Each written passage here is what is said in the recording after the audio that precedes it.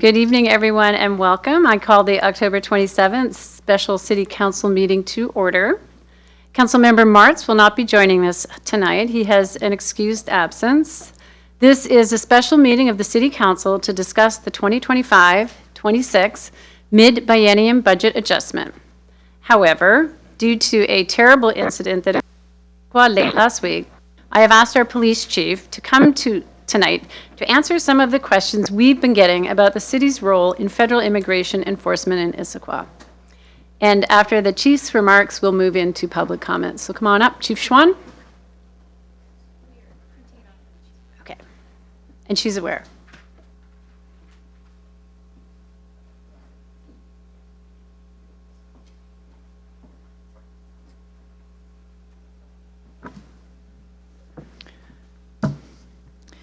Council members and our community, considering recent news and events, I want to address directly any concerns or fears regarding Issaquah Police Department position on the immigration status of our residents. Let me be very clear. The Issaquah Police Department is here to serve you, regardless of immigration status. Our policies are not changing. Our department follows Washington state law on this matter. Immigration law and enforcement are the responsibility of the federal government, not local police. The Issaquah Police Department remains fully committed to serving and protecting all our members of the community, regardless of immigration status, with fairness, respect, and integrity. When our officers interact with residents or visitors, we do not ask about immigration status. If someone is arrested, we do not contact ICE to inform them that any undocumented person is in custody, and when someone is released, we provide no information beyond what is already publicly available. If you ever see an incident that seems suspicious, I urge you to call 911 or our non-emergency line at 425-837-3200 and press option 3 to get our dispatch directly. From a safe distance, you may take photos, record, and provide us with the information such as license plate numbers, any other information that you can document and we can follow up on. Our officers are happy to respond, verify whether individuals claiming to be federal agents are legitimate, and ensure that children or others at the scene are safe. However, it's important to understand that local police cannot interfere with federal agents performing lawful duties. Doing so could subject to our own officers to arrest. That said, if any officer witnesses an altercation or sees someone in danger, they are sworn to act and will intervene to protect life. And that means everybody's life. For any incidences of suspected ICE activity in Issaquah, including the recent incident at the preschool that drew public attention, I encourage witnesses to call 911. Our officers will respond to verify identities and ensure the safety of everyone involved. Following the incident, both the mayor and I worked quickly to gather and share accurate information with the family and the community. We communicated directly with witnesses and organizations that provide resources to immigrant families in Issaquah, and also responded directly to messages from residents who reached out with questions and concerns. I've also offered to host an online forum for community members who wish to learn more about their rights and how to respond in situations like this. I'm open to some questions, and thank you for your time to allow me to address the group. Yes, Chief, thank you for coming in. It's an important moment in our community, for sure. So I thank you for taking the time to address the council and the audience we have here tonight. I'm very grateful for our police department's dedication to protecting all members of our community, regardless of immigration status. Throughout my service as mayor, it was extremely important to me that we cultivate and nurture an inclusive community, one where everyone feels safe, supported, and valued. The deportations, including the one that took place last week in Issaquah, are absolutely horrifying. I'm outraged by these actions, but as a mayor, I also owe you the facts. For months now, I've been working behind the scenes to understand what we can do as a community and connect community members with the resources they need now more than ever. If you have concerns about your immigration status or the possibility of deportation for you or someone you know, several local organizations may be able to help. I encourage you to know your rights and take advantage of many local resources. It's just recently a website page that you can visit at issaquah.gov/immigration resources. In addition, I understand that there are urgent needs in our community for additional resources, especially for those directly impacted. In response, tonight I'm recommending that the City Council approve a budget amendment to allocate up to $50,000 in additional grant funding to support immigration services. Our extremely dedicated and connected Human Services Commission can best decide how to allocate these resources locally before December 31st. And lastly, if there's anyone in the community with questions, please contact me directly at mayor@issaquah.gov. I'm here to help. Your clerk is here to help. Thank you, Juan.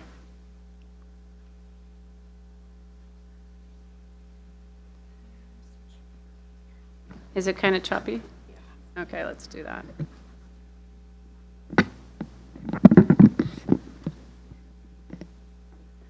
As part of our special City Council meeting this evening, we are also taking public comments. And so members of the public may address council at this time in person or virtually. Those who signed up in advance to make comments will be called on first. And if you're joining us virtually and would like to make comments, please raise your virtual hand or send the host a chat message. If you've joined by computer or smartphone, look for the hand icon, and if you're in the room, please go up to the podium in the center. There's a button on the console that you can press to get the red light on. Then we'll all be able to hear you. Clerk, has anyone signed up to speak for general audience comments or indicated a desire to speak this evening? Yes. Great, thank you. So if you are making comments, you're invited to address the council regarding matters that are directly related to Issaquah's programs, projects, services, or events. Comments related to political campaigns are not permitted. Please direct comments to the whole council and not individuals. And while this is not a question and answer session, we will contact you to follow up if needed.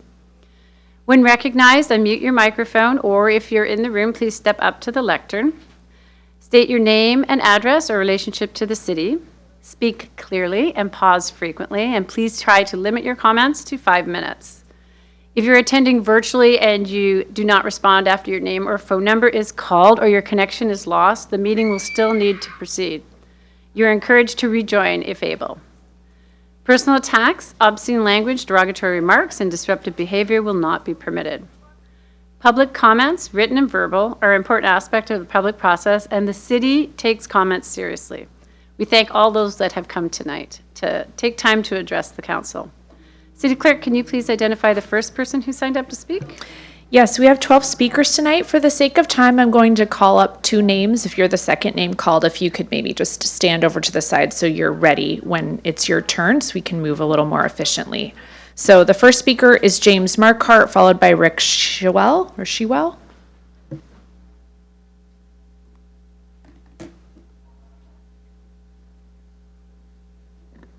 First, before saying anything, I'd like to thank the council for the statements that's made.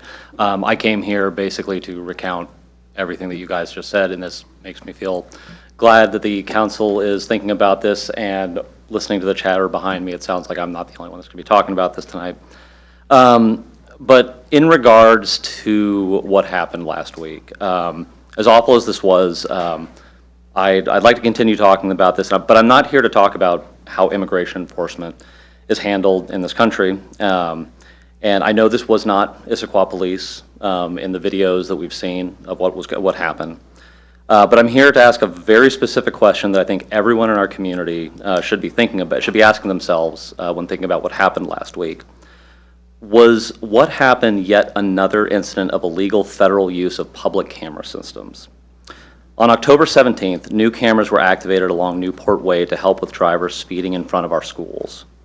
Less than a week later, along the route these cameras were placed, the mother, who is now separated from her children, was followed and taken. There have been documented incidents with federal agents have illegally accessed public cameras in Washington State. While I know that most of these camera systems have dealt with the Flock brand camera systems, I strongly doubt this is the only place where these attempts are happening. I'd like to ask that the city ensure the safety of its residents by making sure our public cameras are not being used outside of their intended purposes. We can keep Issaquah residents safe without contributing to incidents like what happened last week. Thank you. Thank you very much, James. City Clerk, who's next on the sign-up list? Next, we have Rick Shewell, followed by Kristen Luana Bauman. Mayor Polly and members of the City Council, my name is Rick Shewell. I live at 35 Mount Olympus Drive, Southwest. I'm the pastor of Faith United Methodist Church, serving the communities of Issaquah and Sammamish. I'm here today with clergy colleagues representing faith communities in Issaquah, and we have 4 points of concern that we are hearing from our community. First, we are afraid. I need to let you know that I am afraid right now. I'm not afraid of public speaking. I do that just about every week, and if you don't have a church or a pastor, I'd love to have you join Faith any Sunday. I'm a Methodist. We don't waste an opportunity. No, I am afraid of being judged by the color of my skin. 20 years ago this month, when I was 21 years old, I was beaten up and jailed by a police officer for an outstanding littering ticket. As I was being processed, I asked the intake officer who could tell that I had been hurt, if this type of force was normal for such a small offense. And he told me with a little bit of remorse in his voice that this happened because I wasn't white. It was the first time that I felt the sting of an institutionalized racism. Trust was broken. I thought that I was safe in my community, and I never thought that my skin color was enough to put me in real danger. I became afraid, and I'm afraid today. My friends and I represent more stories of fear than we can tell. We cannot tell those stories because there is no trust.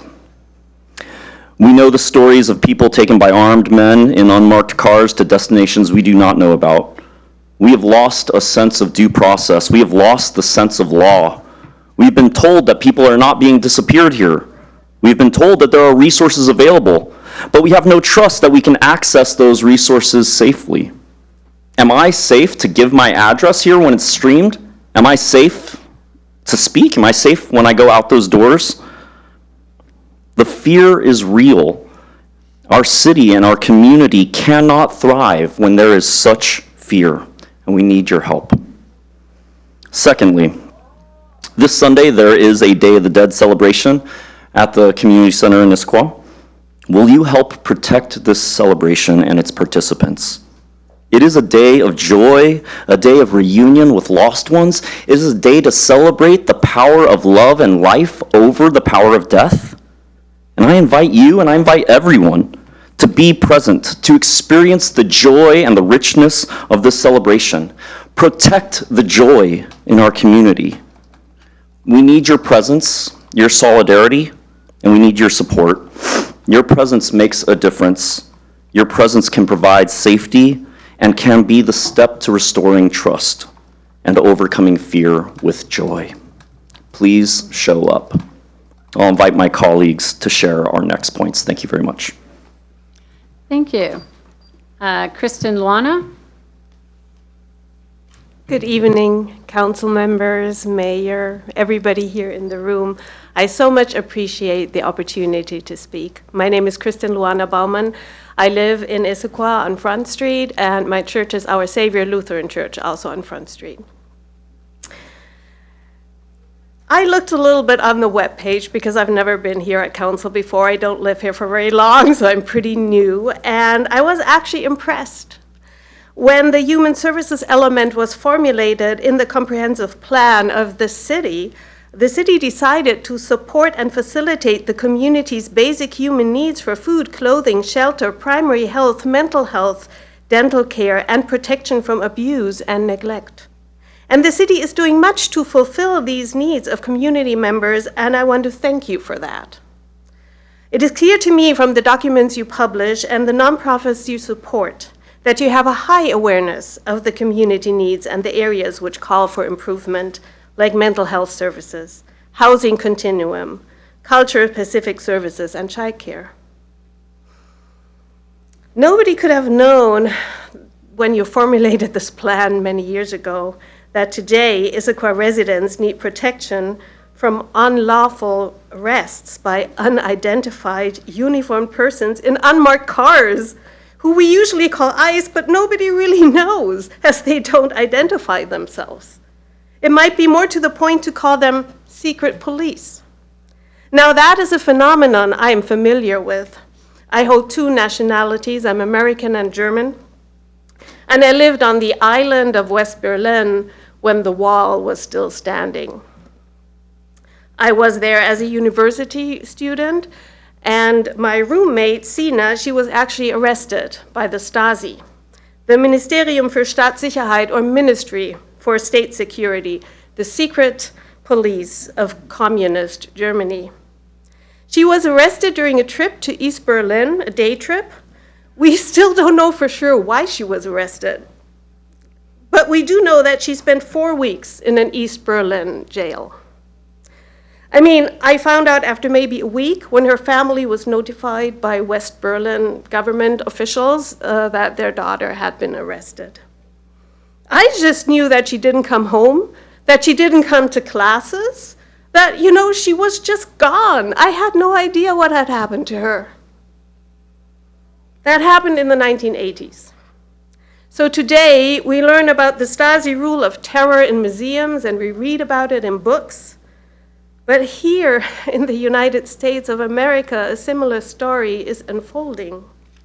Right now, right here in front of our eyes, unidentified ICE officers are arresting people right and left on the streets, in courthouses, in schools, at work, at home. They're taking people of all ages and health conditions, people who are citizens or green card holders or undocumented. It doesn't seem to matter. The only thing which seems to matter is that their skin is brown enough to be identified as Hispanic by the arresting officer.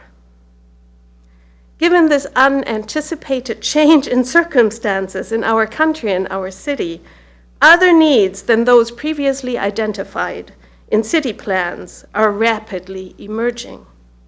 The need for legal representation, the need for basic and visible solidarity, the need for temporary parents.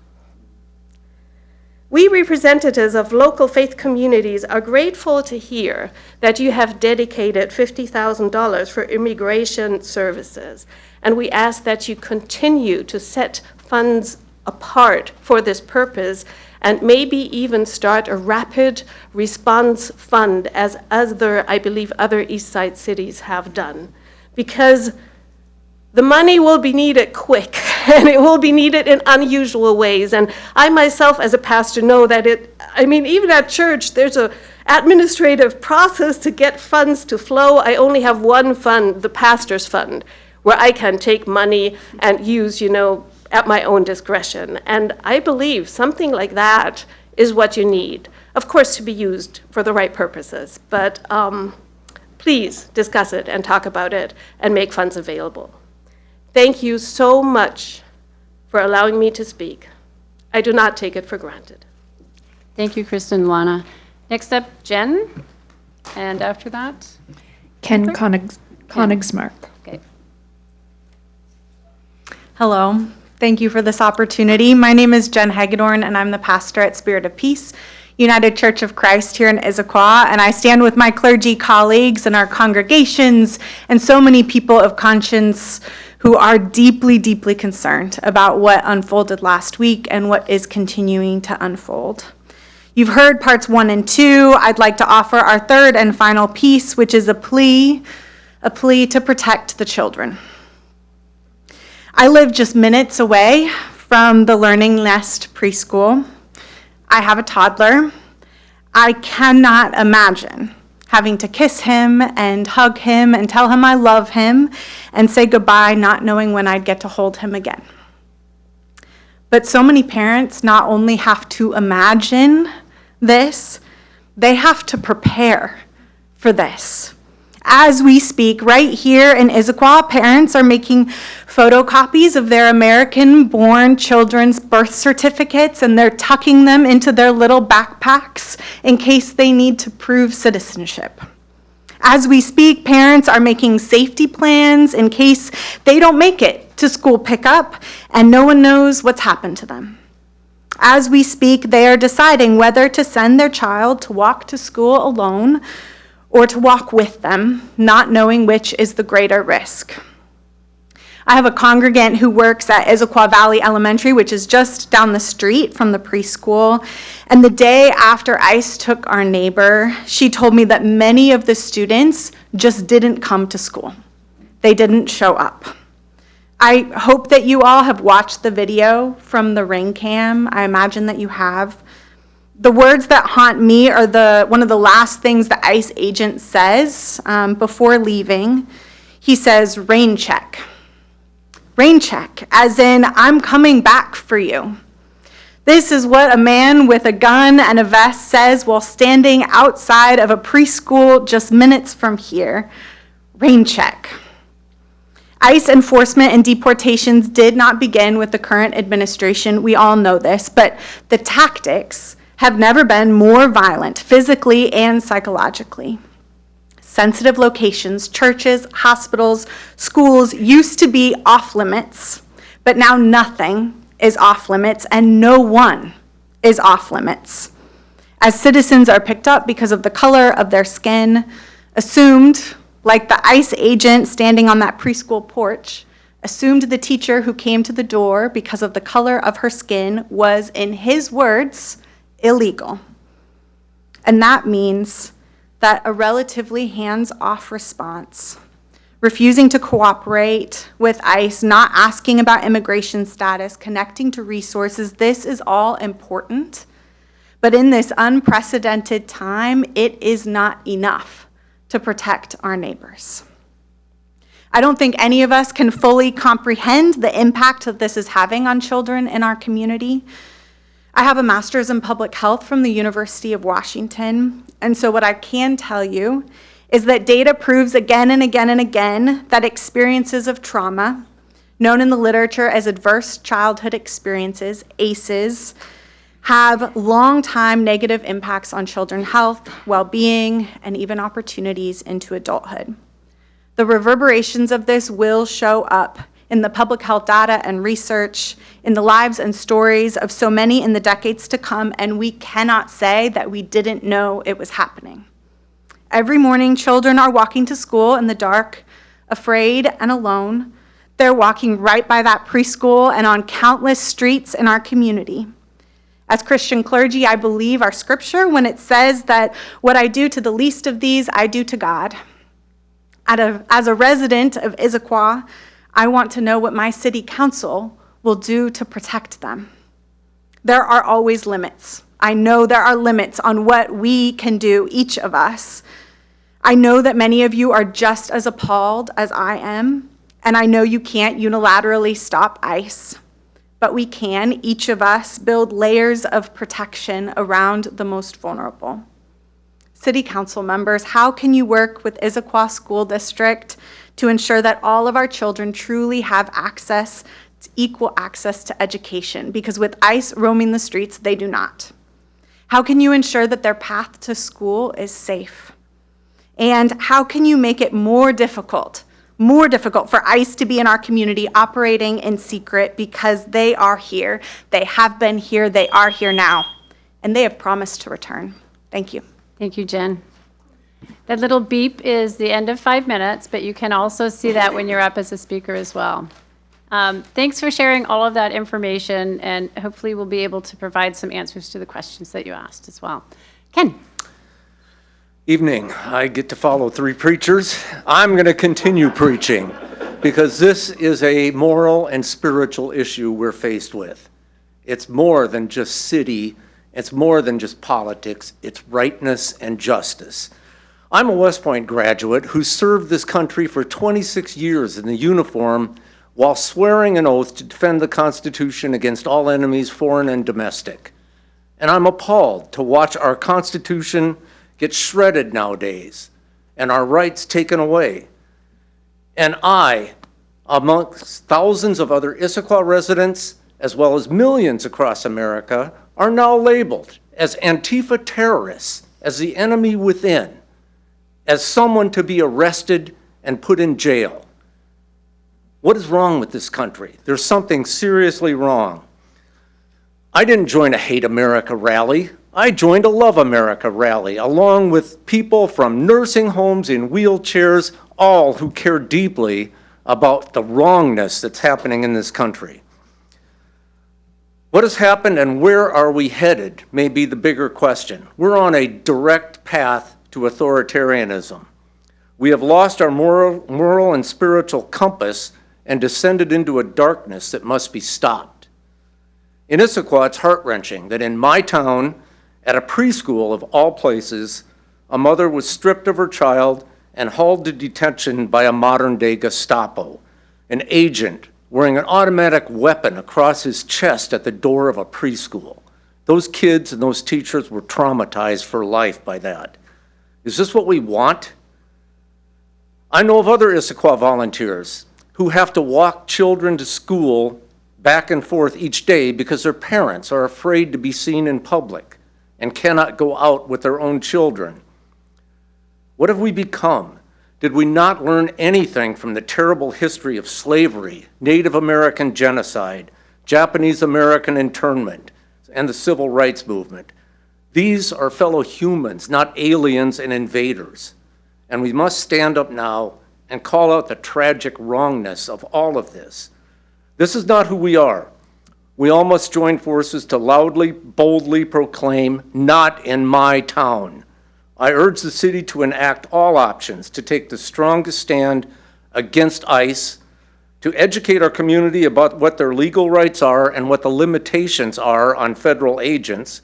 Most importantly, take a strong public stand for what is right and loudly and boldly proclaim, we don't want this here, not in Issaquah, not in my town, not in my country, not in my world. Thank you. Thank you, Ken, and thank you for your service as well. Next up, City Clerk. We have Corby Castler, followed by Ann Fletcher.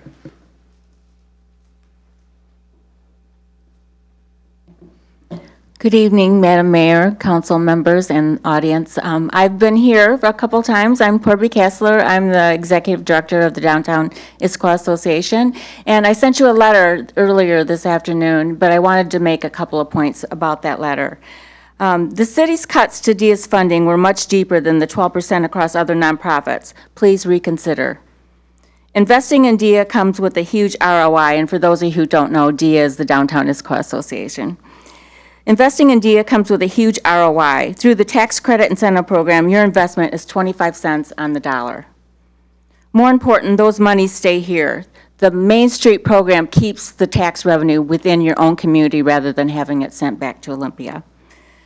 We ask that you review our request to make the city council contribution of $120,000 of what essentially is $30,000 on the general fund given the Main Street tax credit incentive program. So for a $120,000 investment, really the bottom line on your general fund is $30,000. We have an opportunity and a simple choice. Nowhere else will you get that kind of ROI, and I really ask that you really consider the amount of funding given to DIA, and I thank you for your attention to this. Thank you so much. Thank you, Corby. City Clerk? Yes, we have Ann Fletcher, followed by David Kapler. Good evening. It's hard to speak after all of this, and I have a different subject, but I am going to go ahead. I already sent comments to the council, written comments, and I'm not going to go over those. They still stand. I have a few new comments that I want to make about Metroflex. First of all, since the meeting on the 29th, I have learned a lot from reading this book called What If We Get It Right? Visions of Climate Futures. It's a really great book, and I wish I could buy you all a copy. Maybe I will. And I'd like to just read you a part of it because I just think we need to keep our perspective. There's so much going on, but we still need to remember this. In this book, you'll find no sugarcoating or downplaying of scientific projections or of the speed and scope of change required in order to birth a future where we have a chance to flourish. You also won't find wallowing. We are learning lessons and looking forward. fundamentally changing how we interact with nature and with each other certainly will not be easy. This transformation will be messy. It will require new ideas and technologies and ancient ones. But we can do hard things. Onward to the glorious mess. The only way out is through. After reading that book, and I'm continuing to read it, it's very positive, it's very realistic, and I probably am going to come to some future meetings and read you more paragraphs to keep it in your mind. I did learn also at the previous meeting that many council members at that time were in favor of finding a way to retain Metroflex in 2026, and that the city could disengage from a contract if they were given proper notice, and that there could be other sources of funding to make the $57,000 extra for Metroflex in 2026. A significant portion of Metroflex users are connecting with our transit centers and business areas, and that is really good for both climate and economic vitality. A low-income housing building in our area without transit is a big user of Metroflex, and how can we extend that to others that need it? Youth use Metroflex to get home from community-based after-school services that are outside the school activity bus schedule. And many of our immigrants have used Metroflex to help them with the getting driver's licenses so they can eventually drive, or other services to integrate into our community. The cost of a trip, as presented in the data last time, is no more than an Uber or a Lyft, and over half the trips are shared by one or more rider.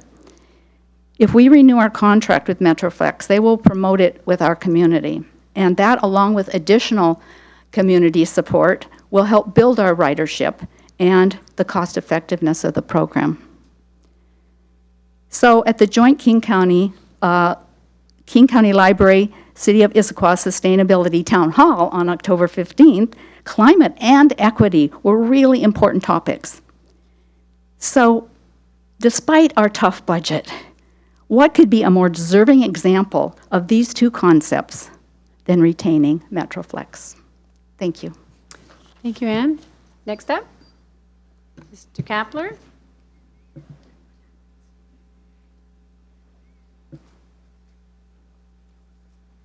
Good evening, David Kapler. I was amazed at the number of people here and the shocking topic that they spoke so well to. And but I'm here originally for Metroflex, not on this other issue. I'm asking you a little imagination here. Think of a map of Issaquah in your mind, and start getting a red crayon out and color in all the parts of Issaquah where transit or walking works to get people to necessary services. And there's going to be still a lot of white area on that map. Now, some of those white areas will be the most expensive houses in Issaquah that are the tops of Talus, tops of Issaquah Highlands, or top of Squawk Mountain here. But there's going to be a lot of people that don't have the ability to get to the services that they need, whether for food, health, employment, or whatever. Some of those people are older and that live in some of those areas too that I mentioned that maybe do have more finances and that kind of thing, but need some kind of help to get to those services, the medical appointments and the like. So I just encourage you to restore the money for the Metroflex program. Thank you. Thank you. City Clerk?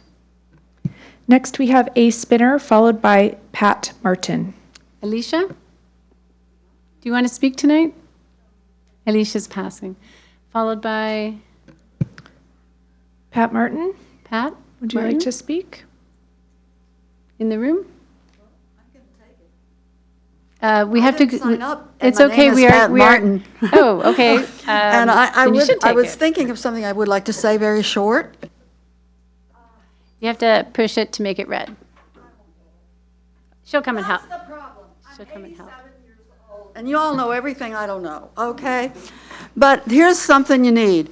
You need to get you, as well as, need to speak louder for me so I can hear what you've got to say, okay? And maybe this could be moved over there so we could see your faces too. I don't know. But why I got up when you called Pat Martin was because we don't have a newspaper anymore in this town. And that's where I would find the information about what happened on Friday. And that's where I would expect people to write in with their opinions and not have to come out here at night. We don't drive at night, Metro. That'd be good for us, some transportation. So I would like the mayor, the council, and when I got your last email, excuse me, ma'am, but I didn't, it was all full of a bunch of other things, and then your messages were in between that I got yesterday. No. We know that Chris Hayes' book says we have to catch people's attention. Send out a clear, spaced, larger font, interesting, attention-getting email. Let us know what happens with ICE. Let us know what we do, what you believe, and the phone number that the police person gave. If you think I could get that fast, I could barely hear her. Okay, we need help with that. Let's see what we can market, put some flyers, well done, copy it off, put it in the library for folks, see what you can do to get the word out clearly, okay? Thank you, Pat. City Clerk, next up. The next name I have is a little hard for me to read. Starts with an L. First name, second name starts with a K. Maybe Leslie.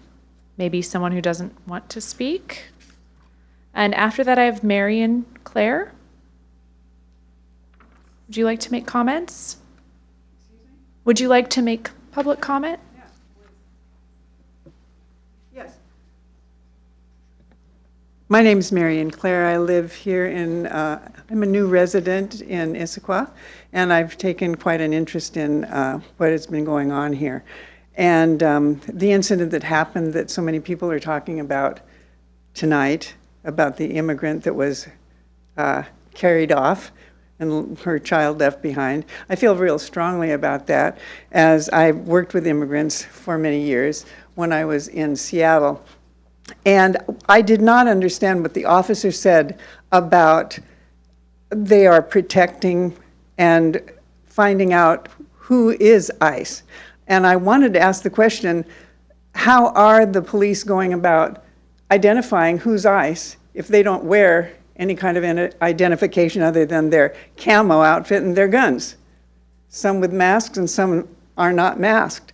So how are the police, maybe I missed it, maybe I haven't heard, but how are the police doing any identification of the so-called ICE agents that are milling about and, or I would say marauding in Issaquah? Thank you. Is there an answer to that? I'm going to have some closing comments, and I'll make sure I answer that question as best I can. Thanks very much. Thank you, ma'am. Next on the list, City Clerk? So I have the one name I'm unsure about, which looks like possibly Leslie. Other than that, no one has signed up to speak. We do have about 10 members of the public with us virtually, but at this point, none of them have raised their hand. So I will look around the room as well. Is there anyone who's here? Come on up to the microphone and just identify yourself. That would be great.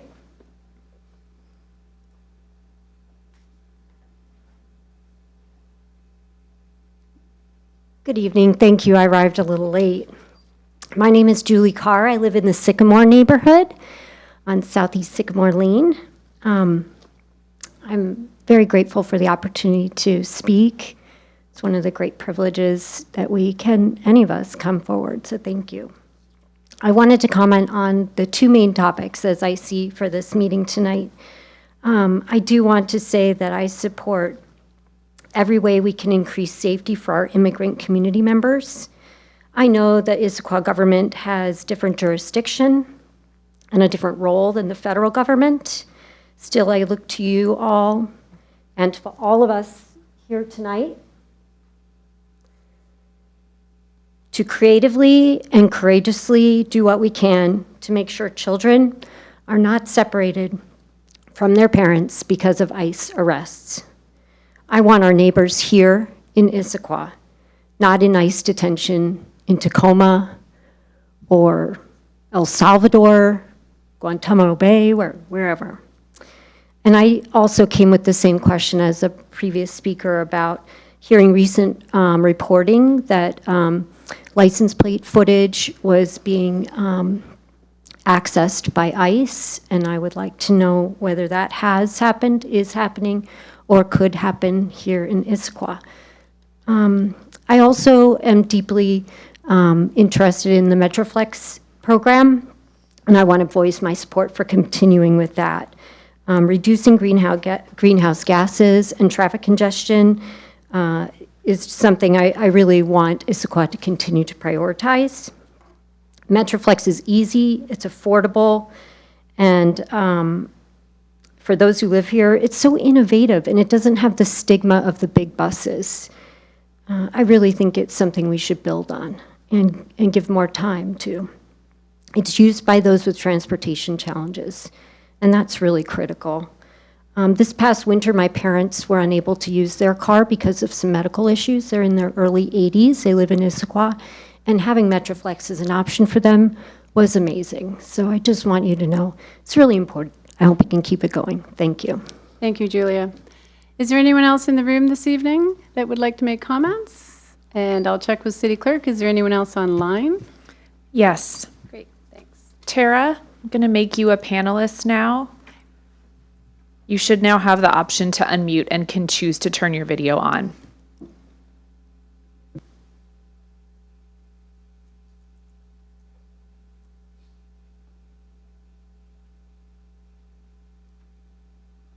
Can you hear me okay?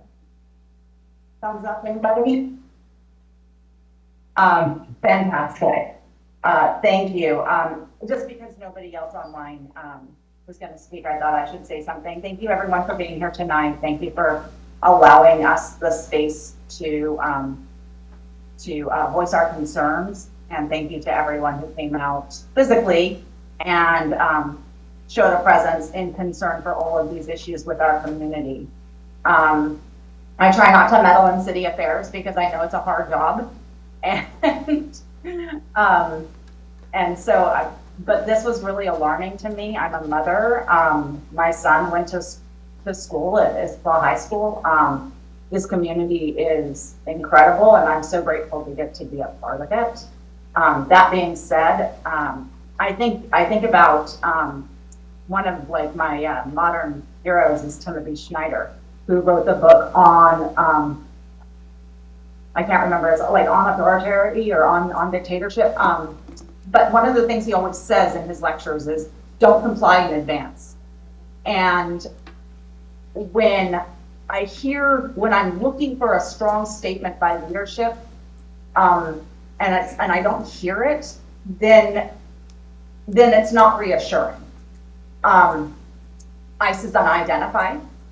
They are racial profiling. They are harming anyone who attempts to hold them accountable. I think the second speaker tonight talked about her roommate disappearing. If I don't know if any of us have ever just, maybe had a bad weekend or something and spent a day in the slammer. If you've ever just happened to be in a facility where you realize that you can't leave, it's frightening. The thought of this mother sitting in a place where she doesn't know what is happening, where she does not have legal representation, where she doesn't know what happened to her kid after she left, keeps me up at night, because it can happen to any of us. And if we don't think that, that is not what history shows us. Our laws matter too in our state. We are a state. We are a federation. We do not agree with these laws. They are unclear. The federal laws are unclear. They're being rewritten. They are still pending. We have an attorney general. We have a governor. We have lots of resources. We are a very intelligent community, which is something I really love. I don't hear this collective, cohesive, siding with the people instead of siding with the people who are snatching our neighbors off of the street.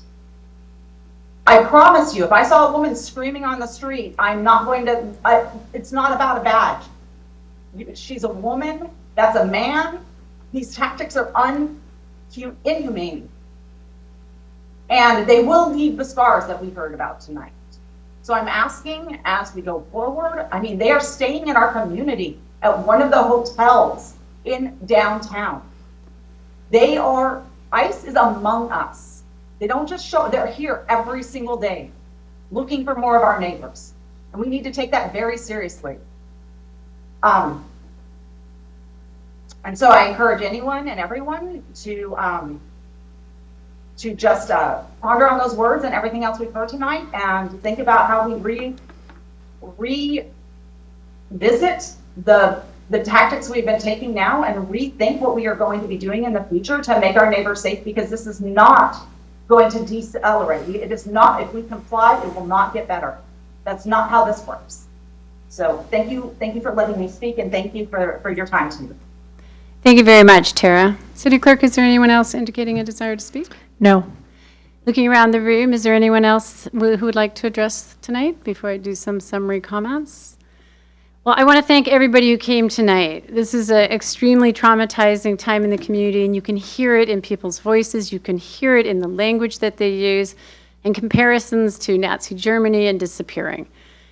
ICE has been in Issaquah since President Trump decided that that's what they are going to do across the country in order to create terror, not only amongst those that are undocumented, but amongst all community members. This is a really difficult time. I have a concern with none of the language that any of our folks chose to stay tonight to say how strongly you feel about this. I think the bigger concern is some of the language that has been used by local electeds has given the impression that we do not have to comply with the laws that we have. All of my officers have sworn to obey the law. So there are no options for them to start to do different things, to start to fight back against ICE. Their message is clear. Call 911 and let us know if there is parked vehicles that are of concern to you that we can run the license plates on, if you see activity that's concerning. If it is really a kidnapping or a disappearance not done by ICE, that is a criminal action that we can investigate. So I want to make sure that we're telling everybody the same thing. Please call 911. You do not have to engage. I'm sorry, Tara, but I would be horrified if you did engage and were hurt or people around you were hurt. So we are not encouraging residents and community members to get between somebody that is attempting to be detained and yourself. I'm not sure that that message is getting out there enough, but we really want you to call us. I did hear about the distrust in police services from one of the ministers that came tonight. He's had an absolutely abominable experience himself. This is a time we have to build up the trust between the resources we do have, which is our local police department. The information out there that has given the impression that they don't care, they're cooperating, or they could do more is false and harmful. It is leading people to believe that if ICE shows up at a school, police officers can go on and stop a child from being removed from the school. And it's not true. So sometimes as mayor, you're trying to find the things and give the information to the community that can be done. And sometimes you're in this horrible position of saying, this is where the country is at this moment. And it's terrifying. And my local police department cannot do anything different than what they're currently doing. The governor is aware of the situation. I talked with Senator Murray's staff as well. They are all wanting to tell you the same message. This is bad. This is terrible. Call 911. At least the police department may be able to find details and information about detention, verification of whether or not they're really ICE officers, because believe me, somebody is going to pretend to be an ICE officer and kidnap somebody. That is a crime we can investigate. But I just want you to know that the council, the mayor, the administration feel awful about this and want you to have the facts. And I heard tonight so many people saying, what's your action plan? What are the police going to do differently? And I'm going to tell you there isn't anything they can do differently. Hang on one second, please. We're done with public comments. So there were some questions today about flock cameras. There were questions about speed cameras. And I know that these are with our chief right now to get an understanding of whether any of our data was compromised, if any of our data was used to help them find a resident in Issaquah. And we will get you that information, and we will publicize it with a little more bold lettering and more succinct messaging, because I hear that you want to hear the facts, but quickly. You want the information, you want to be able to see it, and you want to hear about it. So there is questions that I heard about deportations, and also wanted to reiterate that we do have local agencies here that provide refugee and immigrant services. And the messaging has been, send them a donation through a website, volunteer to walk kids to school, to run errands for people, provide support to the agencies that are providing support directly to immigrants and refugees. So it's going to be disappointing when I come out and the governor and the federal Congress senators say there isn't anything we can do until the federal laws change. This is the state of the land, and it is awful. It is just awful. I am sorry to have to tell you that we will continue on and take any suggestions you have, answer any of the questions that you have. But the community needs to step up and help with those services that are here, and continue to call 911 every time you see something that is dangerous, every time you have a concern. We have been getting photos of cars. We have been looking up the license plates to verify if they're government vehicles or not. We have not ever been able to verify a government vehicle yet from one of those calls, but we take every single one that calls in, ever since the laws changed in January.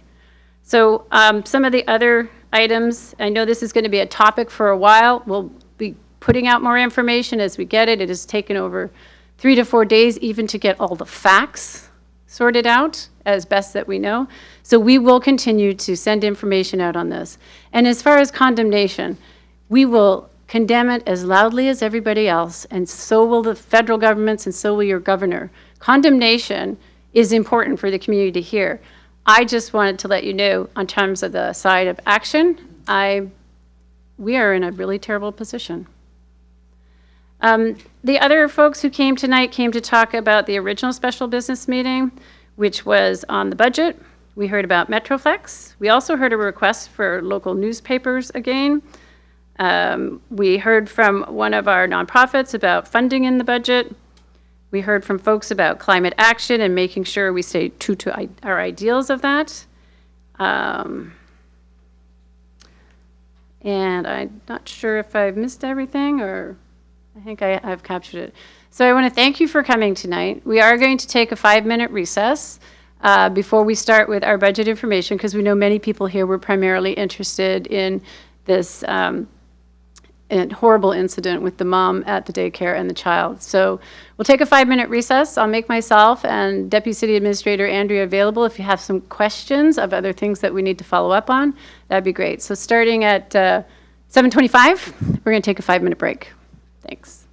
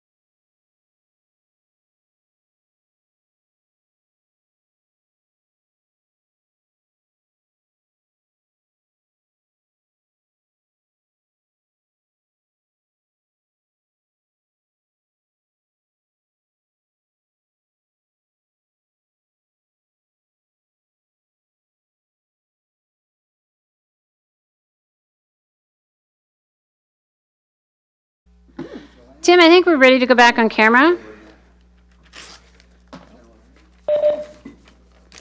We are back from our recess, and we are one council member down. You get him? Okay. Give us another minute or two. We need to get Councilmember Joe. Yo, Joe. Maybe what I will do is just do some introduction. So in closing, audience comments, again, I just want to make sure that the community knows that they can write to their city council at any time at citycouncil@issaquah.gov. And as we move into the agenda item for this evening, ID 1922, this is the 2025-26 Mid-Biennium budget adjustment. The City Council considered the budget adjustments at their October 13th Committee of the Whole meeting, and most recently at the October 20th Council meeting. The deliberations will continue tonight.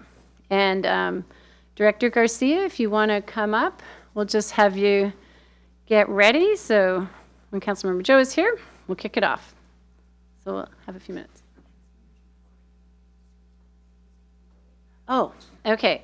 An update. He has another commitment that he has to do right now, and so he will not be joining us for this part of the presentation. Kristen, you're on. All right. Thank you, Mayor, and good evening, Council. So as the Mayor mentioned, this is in follow-up to a couple of meetings that we had on our mid-biennium adjustments. Council had asked for additional information to be brought forward, and that's what I'm here to cover with you tonight. So first, I'm going to do a historical review of our general fund unrestricted fund balance, looking back to 2020. How has that been performing over time? Also going to have some continued discussion on the proposed amendments that we've discussed in the previous two meetings. And then there's a couple new policy items that we want to talk about in relation to our general fund reserve requirement policy, and then an idea about establishing an audit committee. So no action will be asked from Council tonight. We're just seeking Council input on the final adjustments to be brought forward on November 17th, and we're also seeking input on the two policy items. So some of the items I want Council to think about as I'm going through the presentations are I'm going to be revisiting some of the budget adjustments that we've talked about previously. Are there any items that we want to add? Are there any items that we don't want removed if I'm presenting something that we've removed from the adjustments? What is our target for closing the fund balance gap? Is that a 10%, 12%? Do we need to get all the way up to the 15% by the end of the biennium? And then are there any other areas in the budget that we might need to focus on to reach our target percentage? So just some questions to think about as we continue our discussion. So I want to start out the presentation with a historical review of how our fund balance has been performing since 2020. So and again, this is just a general overview, and then I'm going to walk through each of the years in the next couple of slides. So our unrestricted fund balance has decreased 53% between 2020 and 2024. Our ongoing revenue hasn't been keeping pace with our ongoing expenses.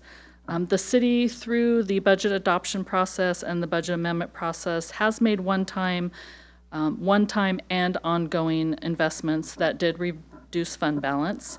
And then there was some sizable restricted revenue in the general fund, making it a little bit less transparent to see how our ongoing revenue and expenditures have been performing over time. And then the percent of fund balance was calculated on total expenditures, meaning restricted and unrestricted, which as expenditures increased, then the percentage needed for the unrestricted fund balance would also increase. So this is just a representation of what the actual fund, general fund performance has been over time. So in 2020, our revenue was $50 million. We did see an uptick in 2021 and 2022, both from restricted revenue, primarily ARPA and affordable housing, and from unrestricted revenue. In 2023, revenue started to slow down, and then revenue in 2024 was $63 million. So if we compare our 2020 revenue at $50 million to our 2024 revenue at $63 million, we have 12.5 million in revenue in 2024 than we had in 2020. Now, comparing our expenditures in 2020 to 2024, our expenditures increased by 21.5 million. Now, that does include both unrestricted and restricted revenue, but that's what I'm talking about when we're starting to see that our ongoing revenue isn't quite keeping pace with our ongoing expenditures. And then our 2020 fund balance was 20 million, and then in 2024, it was reduced down to 9 million, or about 14% of expenditures. So now I want to walk through kind of a little bit more in detail year by year on what actual performance has been. So starting with the 2021 adopted budget, we did expect a drawdown of our fund balance. So we did budget for a drawdown of our fund balance. Subsequent to that, our forecast came out and showed that the Big Four revenue was outperforming our expectations. At this time, we also started receiving some restricted revenues. Our unrestricted fund balance increased by about 3 million, so it actually outperformed budget, outperformed our forecast. And that was due to revenue increases in the Big Four revenue, and we had some underspends on the personnel side. So our unrestricted fund balance ended up outperforming both our budget and forecast. So our fund balance was increasing. So again, this is just a 2020 and 2021 comparison of what our actual performance was. So in 2021, our revenues are 65 million as compared to 50 million in 2020. So again, that increase is because of both restricted and unrestricted revenue increases. Our expenses are 53 million in 2021 as compared to 46 million in 2020. A lot of that spending was the restricted revenue. And then our unrestricted fund balance increased from 20 million to 22 million and stayed at that 43% of expenditures. And again, that was because of the Big Four revenue increase and the underspend in personnel. So now looking at our 2021 and 2022 actual comparison, our 2022 adopted budget continued to show a decline in our fund balance through 2026. Subsequent to that, our updated forecast once again showed that our revenue was outperforming our budget. And then an intentional spend down of our fund balance happened to pay down a portion of our 2019 bonds in 2022. So in 2022, you can see the uptick in revenue from 65 million to 67 million.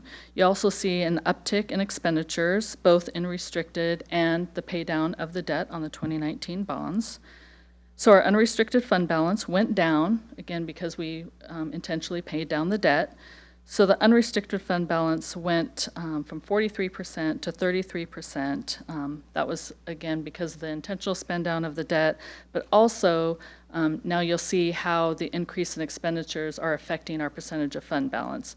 So the 64 million was an increase of the 53 million in 2021. So as expenditures increase, the amount required for our fund balance also increases.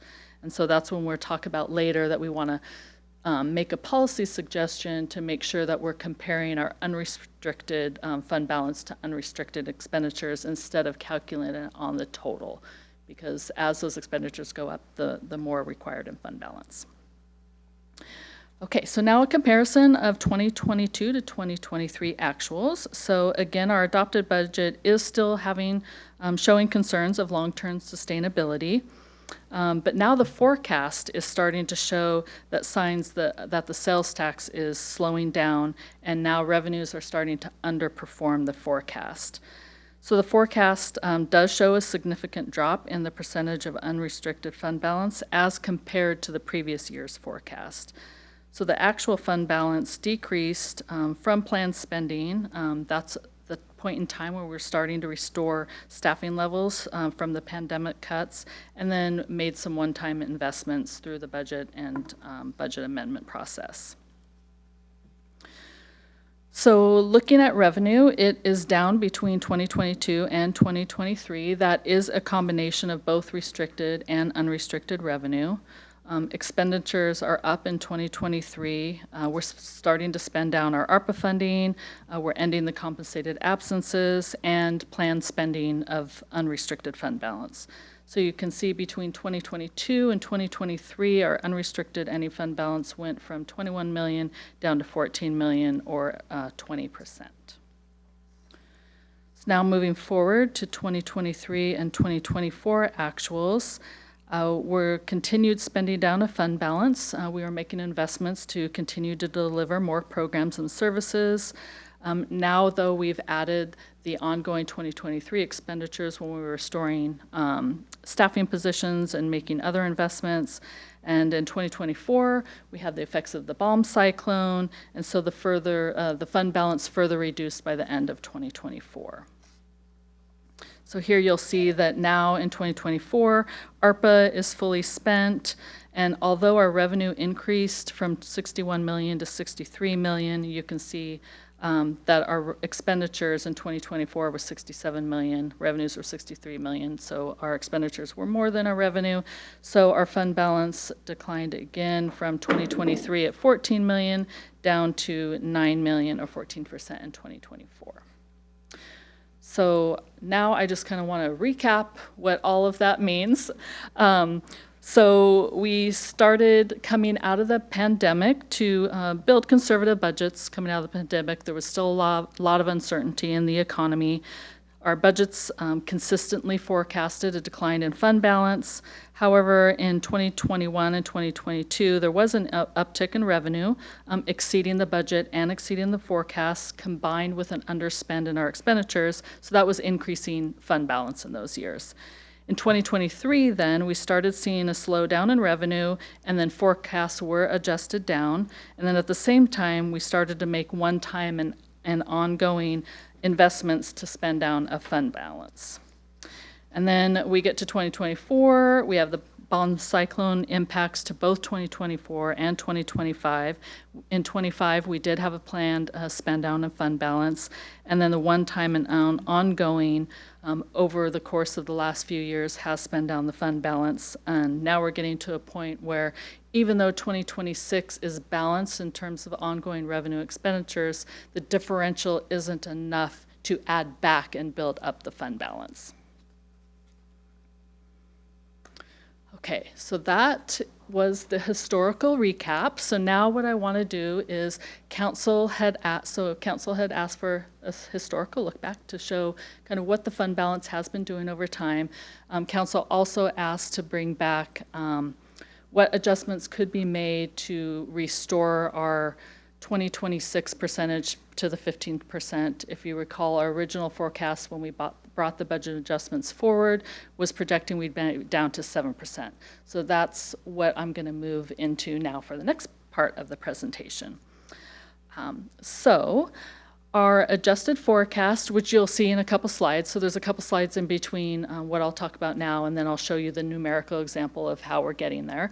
But our adjusted forecast reflects ending fund balance in 2025 of 9% and 10%. So that did move a couple of percentage points up from our original mid-biennium presentation.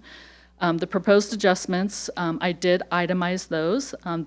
They are reflected in the forecast, and you'll see those in a couple slides.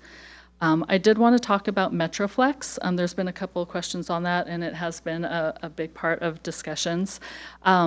So in the original adopted budget, we budgeted $120,000 for Metroflex. I know there's been some council discussions about how we want to handle that in the mid-biennium adjustments. So what you'll see being brought forward, reflected, and it's just for discussion purposes, it's not an official recommendation, but just for discussion purposes, that we removed the $120,000 from the 2026 budget with the thought that perhaps we could maybe fund it through the TBD fund.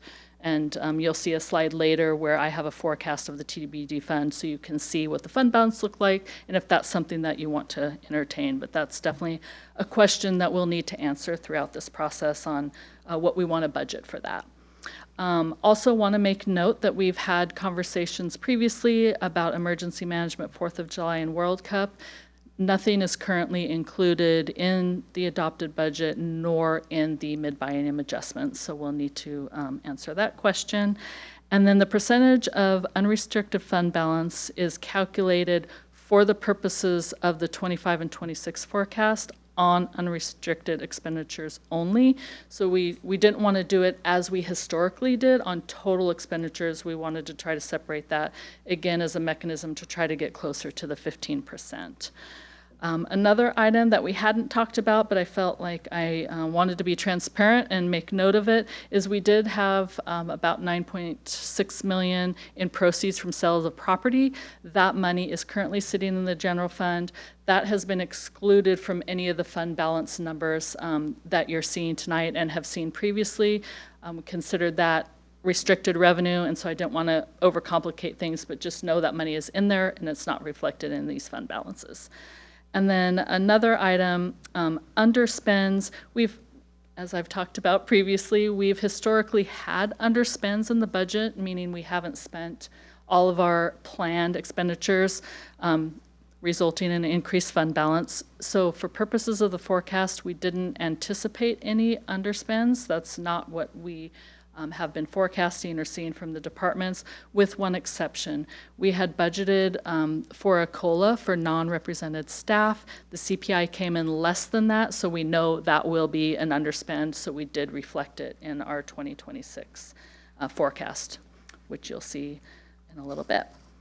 Okay, so this is a summary of our budget adjustments, what I called new spending in our general fund. So if we recall in our previous presentation, we had some previously approved adjustments, meaning those were one-time things that came before council. They were already approved. We just need to officially codify it in our budget amendment. We also had some budget corrections that were not new spending, but that were moving budgets that were approved in one fund, and we just need to move it to the other fund. So what this represents is things that affect the general fund, because that's primarily what we're talking about, that don't have any sources of funding, with a couple of exceptions that I want to talk about. So the $30,000 for electric monitoring devices for the defendants, that will actually be funded by the administrative office of the court. So that does have a funding source. So if we remove that item from the budget adjustments, we remove the related revenue. So that has a net zero effect to the budget. There has been a couple questions on the ARPA fund closeout, so I do want to talk about that. We have fully spent ARPA, so that technically isn't new spending. I just didn't have another way to categorize it within the budget adjustments, but we have fully spent ARPA. What that means is we had spent money in the capital projects fund on a project. That project came in under what we thought we were going to spend. So now we had this $12,000 that we needed to apply in order to close out the ARPA fundings. So we just want to move those expenses that were in the capital project fund to the general fund to audit costs, which is an allowable cost. And now we can fully close out ARPA. And we'll be done with that. So that isn't new spending, just reallocating budget. The other item that's had a couple questions that I wanted to talk about are the two additional park positions. One of those would be a maintenance position. That would be funded by the King County levy. That is a restricted revenue source. It can only be used for new park maintenance or park capital items, so we can't supplant with like existing staff or existing items, and that will be funded for a 6-year period. The second position is a Parks Recreation Coordinator, so the idea is that that position would be focused on bringing new events in, generating more revenue, which would offset the cost of the position. At the same time, we could reduce some of our part-time costs, allocate what was already approved in the budget to help fund the other portion of that position. So that would have a no net effect on the budget as well.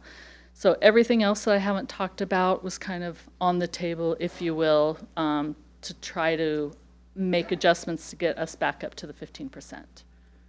Hey, Kristen, it's okay for questions now? Of course. Thanks, Council President. Just a quick one on yes.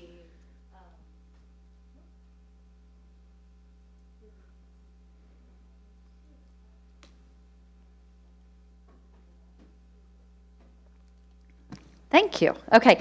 On the King County Parks levy portion, you've put this on a slide with general fund, but are we considering it a restricted fund?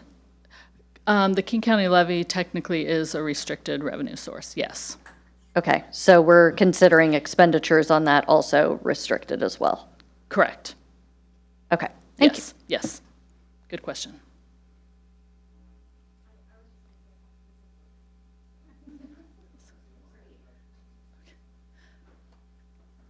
Okay for me to continue, Mayor?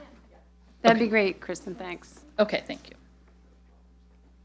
Okay, so now that I've kind of outlined all the other adjustments that are kind of on the table for consideration, this is a proposal that you'll see numerically in a couple of slides on what we tried to adjust to get back up to the 15%. So the leave payouts, we're proposing to take those out of the adjustments and absorb those into our operating budgets, hopefully offset by underspend in other areas. Now we know we do have a COLA underspend, so that should cover a portion of that. Use the streets fund balance to cover LED lighting, copper theft, and bomb cyclone costs. So what that means is in the original budget amendments, we had money going from the general fund to the streets fund, and then those costs are actually captured in the streets fund. So what we're proposing is removing the transfer from the general fund and just having the streets fund cover those costs. And they do have fund balance to cover that. And then the affordable housing study, removing that was $150,000, and then removing the Pickering barn generator and server relocation.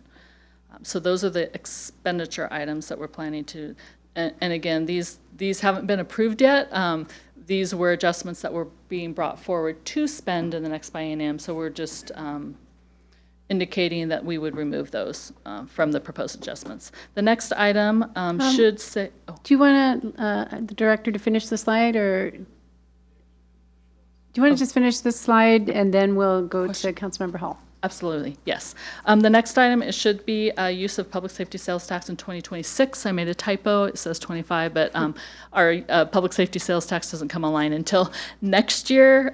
So what this means is we're proposing to use the revenue generated from the public safety sales tax for these items, which would cover the increased cost of public defense, would cover current existing costs of salary and benefits, and money toward the current fleet cost allocation. So that would be shown as a revenue add in the budget adjustments. Thank you, Kristen. Councilmember Hall. Thank you, and thank you very much for your detailed, quick responses to my email of questions earlier today. So I just want to be really clear, though, about, so the affordable housing study, you said 150K, is that how much we had budgeted previously for that? That's the dollar amount that was brought forward as a budget adjustment. Okay, and so that would have been two things, right? Implementing the Eco Northwest recommendations and updating our housing strategy work plan. Is that how we understand that? Yes. Yes. Okay. Those are one and the same. Okay. Yes. I just wanted clarity. Yes. There. Okay. I just want to be really clear because those are not, I think, to council one and the same. So this item would, is that right? I mean, we've talked independently about these things being very different at previous council conversations. So I just wanted to make sure that that 150,000 would cover the staff work necessary to do both those two things. That was my understanding, Okay. that it was both of those things. Okay, I appreciate that clarity. Yes. And thank you for asking that question. Yes. Okay. We'll continue on. So these are additional items for consideration. Again, Metroflex, that has been reflected as a possible reduction to the general fund. I think what's up for question is whether we want to keep that in. Do we want to remove it? Do we want to consider using TBD? At what level, if we do want to fund it, at what level do we want to fund it? Again, emergency management, do we want to use the TBD? Do we want to add that to the general fund? How do we want to handle that in the budget adjustments, as well as the 4th of July and the World Cup? Add to budget adjustments, what funding source, general fund? I know in the previous conversations, we kind of talked about maybe is that a lodging tax fund? So again, other than Metroflex, none of those items have been reflected in the budget adjustments. So that will be an area that I will need guidance on how we move forward with the next round of draft adjustments. Okay, so I put this in there because I had alluded that the TBD fund might be a source for a couple of these items, so I just wanted to give council perspective on what that looked like. So I want to start at the top at the 2025 beginning fund balance. I did use the actual, so the 1.244 million. I wanted to use the actual fund balance because it was actually lower than what was budgeted, and so I didn't want the rest of the forecast to be overstated. Other than that number, all of the rest of it is what is actually included in the 2025 and 2026 budget, and then what we have in the CIP going forward. So in 2027, we plan to issue some bonds for the Northwest Sammamish Road Improvement Project, and then you'll see kind of at the bottom that we're anticipating paying some debt service on that. Another thing that I want to note that these are just estimated numbers. Obviously, we don't know what the full cost of the projects will be until we go out for bid. So any decisions that you make now to use the TBD fund balance could impact future projects. We'll also start building our new biennial budget next year. Likely we'll be updating our CIP, so there might be other transportation priorities that haven't been captured here yet. So I just want a full disclosure that if we do decide to use it now in the budget adjustments for this biennium, even though fund balance looks healthy, we don't know what those future costs on the projects that we already have identified will look like. So that was the purpose of this slide, just to give some context. And then here's where I'm providing the detailed review of the preliminary forecast in column 1 for 2025 versus the updated forecast. So that's where you see middle of the page where we're removing the general fund transfer the street operations, and we're removing the retirement cash outs that we talked about. And then in the updated forecast on the very right-hand side, we're removing those items to show you that we've got to 9% in 2025 and up to 10% in 2026. So just a numerical representation of what we're proposing to change in the adjustments. And then at the top, you'll see kind of in the top middle where we're reflecting the public safety sales tax revenue of the $262,000, which will cover the increase in public defense costs, and then the $800,000, which will help support existing costs for personnel and fleet. Kristen, can we take a Yes. question? We can, yes. Council President? Thank you. Just trying to understand this. I understand the idea of like Metroflex that was in the budget, you're showing there in the updated forecast as a negative because you're pulling it out and moving it to another fund. Can you? Go ahead, Deputy City Administrator. I believe what Kristen is showing is not moving it to another fund, but to help get to that 10%. We've removed the funding for 2026. Yes, so we have the opportunity to talk about that being in TBD, et cetera. Correct. But that was something that was in our adopted budget. That's correct. For something else, like the Pickering Bar emergency generator, that wasn't in our previous budget?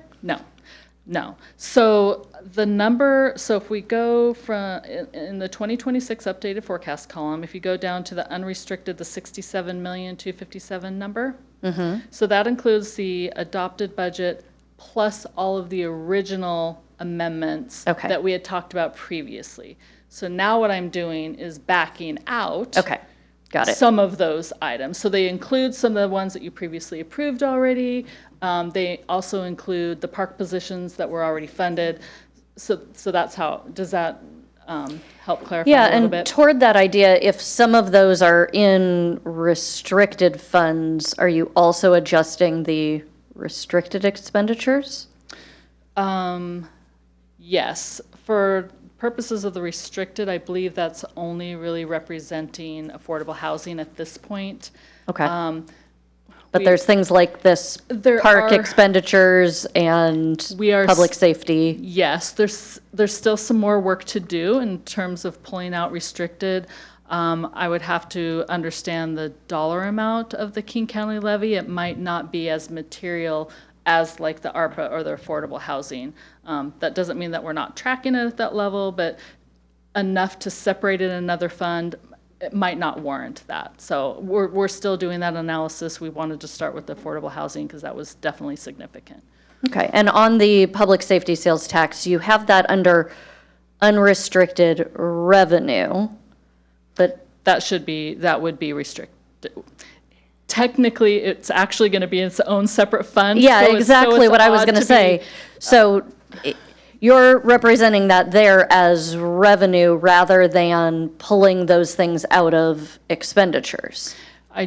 For simplicity, otherwise we would have had to shown another slide Add with the and public subtract. safety Yeah. sales. So we would actually be pulling expenditures out of the unrestricted to show the offset in revenue. So we would have had to have a whole nother representation. So for simplicity purposes, this will be offsetting expenditures, and those would all move to a separate fund, revenue and expense. Yeah, I'm just trying to think about it if we're calculating the percentage of unrestricted expenditures, those are technically areas that we are lowering from our adopted budget. Yes. They would be, yes. Okay, so can we get an update then of this slide? Because that obviously changes the calculation. So you want to, just so I'm clear, you want us to remove from the 67 million, the 800,000 that we would apply the public safety sales tax and move that to restricted? So we're recalculating. That and the 262,000. Yes, okay. Yeah. No, that would actually be correct. Okay, thanks. Yes, yeah, we can do that. Deputy City Administrator, the Pickering Barn suggested capital improvements, is that something that came out of the bomb cyclone? Or prior to? It is something that we identified as a need prior to the bomb cyclone. Certainly, when we have such natural disasters, it highlights our need and desire to build resiliency across our response infrastructure. So that was raised again during the bomb cyclone, that this is a need, but we've identified that need prior. That's great, thanks. Councilmember Zhang? A couple things. So is the amount of money from sale of properties that we're holding for facilities, is that in a totally separate account at this point? No, it's currently within the general fund, but it's not represented in these fund balances here at all. We had been talking about using that money for the capital facilities for renovations on the IPD and the new city hall. So I didn't want to overcomplicate having that in here, but it technically is in the general fund, and it would make our unrestricted fund balance not 6.8 million in 2020, it'd be 9.5 million. So again, I wanted to keep it out of here so we didn't complicate the restricted versus unrestricted any more than it is already. I guess, you know, to the points about should we have separate accounts for these types of restricted funds, do you think that, like, should we consider moving that to its own separate account for? I would suggest that we probably move it to the capital facilities fund, because that appears to be what we're going to intend to use that money for. So okay, that would be my suggestion, to not have it in the general fund. It should be in the capital projects fund. Okay. And then on the parks thing, so my understanding was that Issaquah's allocation from the parks levy was like 400,000 per year. So do you think that rises to the level where it should have its own separate fund? I think that's probably too small. Administratively, on the accounting side, it would require a lot of work to have a fund of that size. It would, yeah. Cool. And the auditor's best practices, we should have just as many funds as necessary. So I need to try to balance, you know, audit best practices to what does it make sense for us to be able to understand our financial data, and something that's in the multi-millions that rises to a level that I think we need better transparency. Additionally, the affordable housing does require annual reporting. So anything that requires annual reporting, I think it's a lot more efficient to track that separately, whereas the King County levy, to my knowledge, excuse me, doesn't require any annual reporting. Okay, great. Thank you, super helpful. Thanks, Director. If you want to continue? Okay, thank you. Oh, sorry, we have one more question. Deputy Council President? Yeah, Yes. I'm sorry. We heard tonight from a number of people who thought that, or at least have the impression that we are removing Metroflex and not funding it. And what I heard from you is that instead, we're thinking we're taking the funds from Metroflex out of the TBD. Is that correct? That is a question that's on the table for discussion tonight, and Okay. That's an area that I would need direction on how council wants that reflected in the budget adjustments. So as an example, if council chooses to fund that through the TBD, what that would mean is I would include that in the budget adjustments as a TBD expenditure and not, and remove it from the general fund. So you'd see removal in the general fund and then an add to the TBD fund. Just logistically, that's how it would be reflected. Okay, I want to be sure that I heard that correctly because when reading through the packet and also hearing from folks in the audience tonight, I did not see that. I thought it was being proposed to completely remove it from the budget. So I think we need to be really clear about exactly what our plans are for Metroflex, and we can talk about that under deliberation. So, Yes, absolutely. I think you're good, Director. Okay, thank you so much. Okay, so that kind of concludes the proposal for the adjustments. Now I just want to talk about some of the policy items that I had alluded to earlier. So this is a proposal for language in the financial management policies just to clean up the reserve requirement. As I noted, it's been a historical practice to calculate the unrestricted fund balance as a percentage of total expenditures. And so what I would propose is that we just clean that language up and make sure that we're only calculating it on unrestricted. So we're kind of matching apples to apples.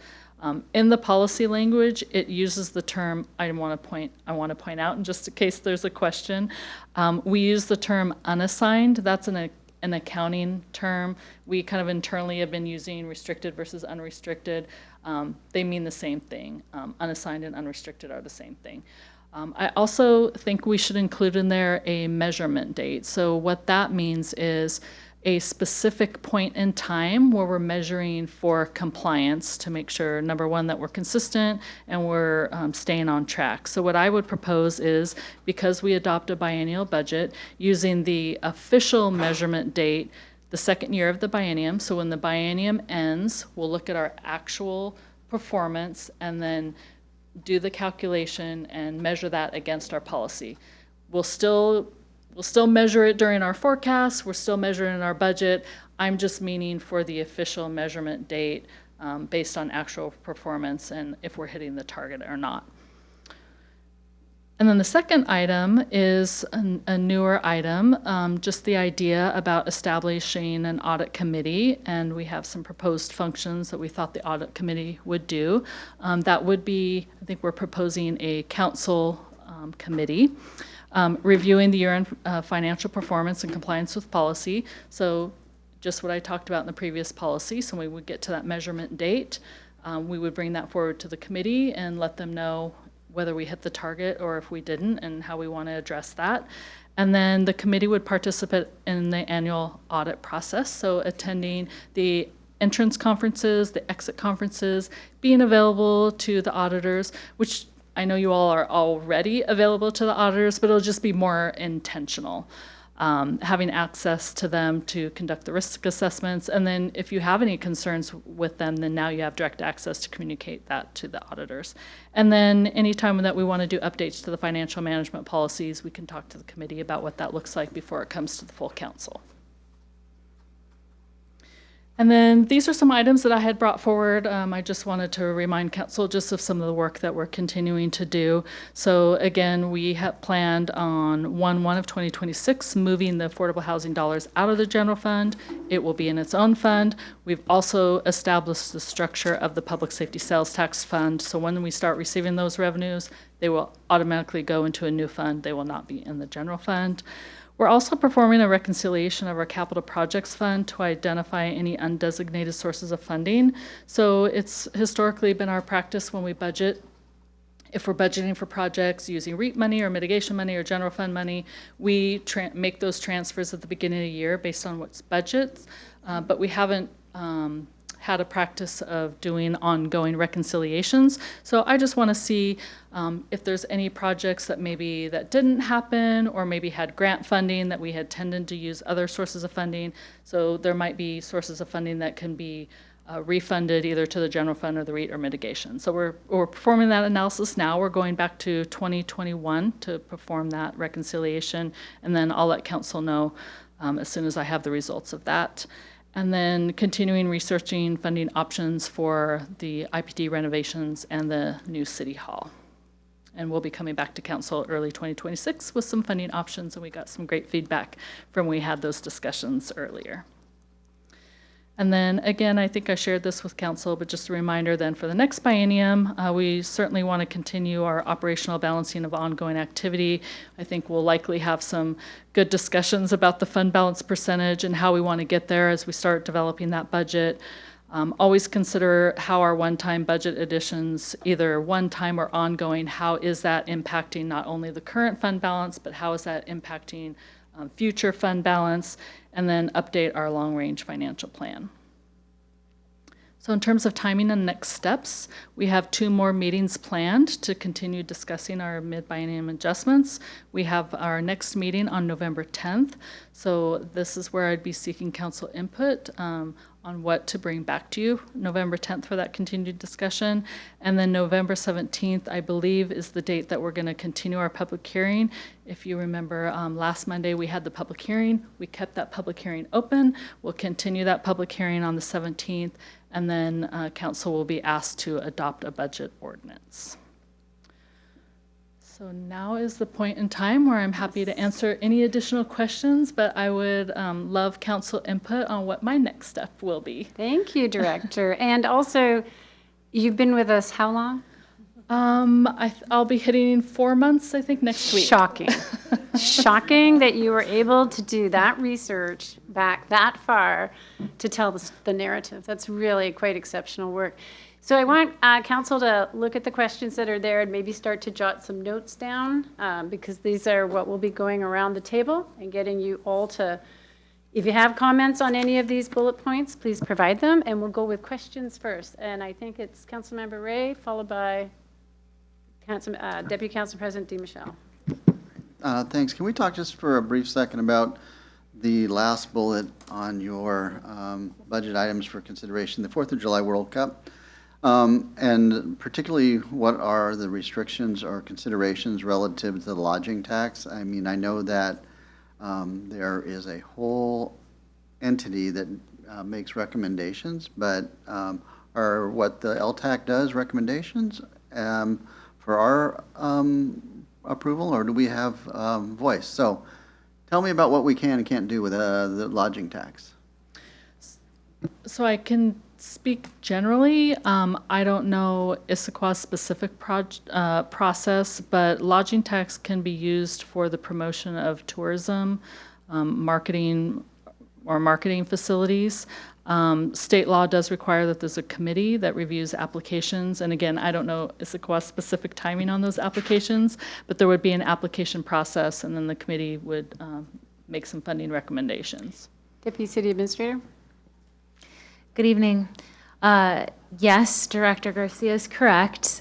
Generally, state law prohibits and guides the use of these funds on certain types of expenditures. So for a 4th of July event, for example, that's focused on Issaquah community celebrations of the 4th of July, they likely would not be eligible for LTAC funds.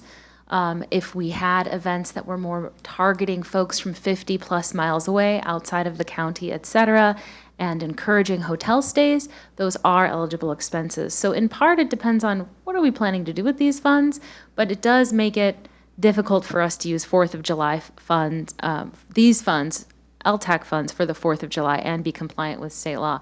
World Cup, that would depend, and we could ask the LTAC, the Lodging Tax Advisory Committee, to consider opening up funding for World Cup promotions and events. Councilmember Ray, a couple of World Cup updates. Local subscribers of Fox Sports, which will be carrying the games live, does not require any sort of licensing fee. And so it will be available everywhere it is available now in town, at restaurants and sports bars. And there are some local groups already wanting to come to LTAC through Visit Issaquah for promotional activities during that time that would bring folks into town. So I think you're going to find that you are going to be potentially oversubscribed. Yeah, I'm not surprised, and I wasn't even sure we'd be eligible. That was kind of why I asked the question, was to Yeah. get that out on the table, because I don't want us kind of kicking around the idea of that if that's not even viable. And I agree with oversubscription, I agree with not being viable, and I agree we're not really necessarily a decision maker, we're just another petitioner for the funds. So that third bullet looks more like a general fund hit to me. Okay, That was where I was going. got it. Deputy Council President DiMichele. So I'm following up, I had exactly that question, but a lot of the World Cup, from what I understand, is going to be a little bit beyond our control. If, for example, we have big crowds coming, I would presume that we're going to need more law enforcement, we're going to need security, we're going to need other things. How are we, I mean, there's going to be expenses, whether we put it into organizing World Cup or whether people just come, we're going to have some expenses there. So I'm wondering, are we acknowledging the increased need for example, for security and law enforcement and other personnel if we have huge crowds coming to Issaquah or lots of people coming to stay here? Is that reflected in our budget somewhere? Andrea, do you want to generally talk to that? Thank you, Mayor.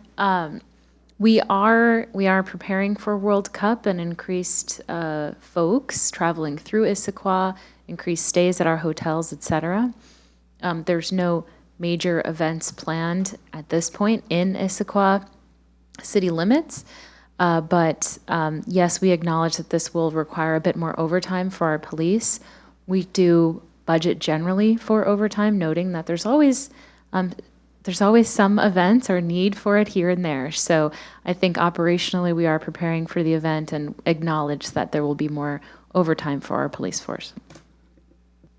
Thank you. Councilmember Hall? I have 5 more questions. I'm sorry, so I hope that's okay. But feel free to bounce between others if that's. So the first 2 are requests for specific numbers, like how much something would cost, and I didn't think of it when I was emailing you earlier. So if you need time to figure that out and then at our next touch present that, that's fine too. So the first one was, I noticed I flipped through the biennial budget again earlier today, and one of the things that we had budgeted to start doing in 26 was not updating the human services strategic plan, but starting to do the engagement work that we needed to do to set up in 27 the update to the human services strategic plan. Do we know how much we budgeted for that? And that's just maybe something we can look into. So I'll just move on from that. The second request then, based on the clarity that we've received about the affordable housing study being kind of incorporated of those 2 different actions, do we know how much, and this might require Director Dhaliwal to use, do we have a sense of what the proportion of that $150K would be for staff time to implement the Eco Northwest recommendations and to have conversations here with council as opposed to updating the housing strategy work plan? I think we have to take that one and get back to you as well. Yeah, so perfect. I appreciate that.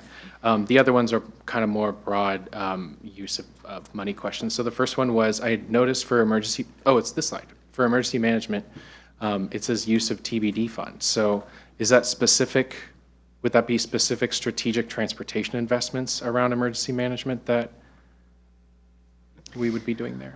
What that specifically refers to, and I think that we've talked with council about this somewhat in the past, is signs for emergency management. So some of the things we identified is the desire to communicate with travelers. We talk about evacuation routes and evacuation times, that we could use a few more signs to provide real-time information with folks who are using the roads. It's also possible that we could use those signs for other transportation information in non-emergency times. And so because it would be transportation related and emergency management related, we could we could use transportation benefit district funds if it's transportation related. Right, dual purposes. Okay. The next question I have is about the change to the financial policy language. And this is just kind of piggybacking off of Councilmember Jang over email had asked about impact to potential impact to bond rating. Is there any value, and you can just say, Zach, no, this is stupid. Is there any value in not updating to call out unassigned in our financial policies until we've reached our target? I think as we're calculating right now, it's actually hurting the percentage, because right now we're calculating on total expenditures, including yeah. restricted and unrestricted. So my intent was to try to get away where the percentage would improve with our policy. Okay, so you've thought through all these things. Yeah, okay. That's all And I it's a needed. good question, It is a good Councilmember. question. I think one thing that, besides using an ending fund balance during an emergency, is that there is always fluctuation in it depending on when different invoices for services or major contracts come. So it does move through the year, and I think you want to be careful to still allow that. Yeah, that's a good point. Okay, I appreciate that then. The last question was what you had said at the top of the meeting. So you had a potential proposal for nonprofit or Let me funding ask for nonprofits. Andrea. Is there any Wait, more would- information that could be shared on that? Or is that something the administration needs input from council on tonight? Do you want to do good of the order for that? Or? Well, also for discussion during regular business tonight is really anything pertaining to the budget. So what the mayor had proposed at the beginning of the meeting in her remarks for the additional $50,000 in funding for human services grants that would be focused on immigration services, that is part of your considerations tonight. So we would like feedback within this conversation series of questions, this evening. So we have Metroflex, emergency management, 4th of July, but also a new item of additional funding, $50,000 is what the mayor has proposed for to add to our human services grants focused on immigration services. Thank you. Great. Thanks. I think Council President's next. Thank you. Let's see, 2 questions. Councilmember Jang, I think you had pulled up some data about how much the King County Parks levy suggested. That would be about $400,000. What we're proposing here is $265,000, but one's going to be covered by additional revenue from events. So can you talk me through whether we're leaving money on the table or whether we're allocating that to anything else? I don't know if we're allocating it. Director Watling just indicated to me that the increase would be designated for the parks maintenance position. I don't know what the additional revenue at this time. I would have to get back to you on that. Okay, yeah, I would be interested to know about that because obviously if we have money coming our way, being able to program that within the requirements is a good idea. Yes. Versus not. Let's see. Can you provide us, as you did with the TBD fund, a similar for the fleet fund? One of the proposals here is to take $300,000 out of the public safety sales tax and put it to the fleet fund, and I just want to figure out if that's, where we are on that fund and whether or not it's growing, decreasing, et cetera. And then another question on the proposed financial policy language. You note a measurement date of 12/31 of the second year. I'm trying to figure out how we would utilize that. Are you proposing that as something that we would look back at and say, did we achieve that or not? Because I think the way that we've used the financial policy 15% undesignated fund balance idea is when we are planning our budget and figuring out if we are within policy metrics. So then is the idea that we would use it when we're developing a 2-year budget to look at that end of the second year? Is the idea we would use it in the middle of a 2-year budget when we're looking at that second year? Can you talk through? We would do both. So as we're developing the biennial budget, we would definitely want to consider that we're budgeting to meet that targeted percentage. What the policy would be then is measuring our performance against the budget. So how we actually end the biennium versus what we budgeted. So if we budget at 15%, but then at the end of the biennium, we actually came in at 10%, I think that's valuable information that we need to know. So I think having in the policy that we have a dedicated time where we're actually measuring that performance. So we would do both. We would actually continue to measure it when we do our quarterly forecasts, just to see, okay, we're forecasting Q2, what we're going to do through the end of the year. We could continue to do all of that. I think there's just value in having a consistent point in time that we're measuring our actual performance against our forecasts and against our budget. I'm trying to understand when that would be almost a forcing function on council to make adjustments to come into compliance with the financial policy. So for example, we will be in the second year of the biennium in 2026. So if we adopt this policy, we will do a formal evaluation of what our performance is against policy. That will then inform how we're going to develop our next biennial budget. Because if we're underperforming, now we need to have some policy discussions about what kind of services we want to provide if we want to generate more revenue. So it's intended to really inform policy for future, if that makes sense. Okay, I guess again, if we adopted this as is, say today, and then we're going to adopt the mid-biennium budget adjustments, does that force our hand to say that we have to be in compliance at the 15%? I don't think so, no. Okay. No. Thank you.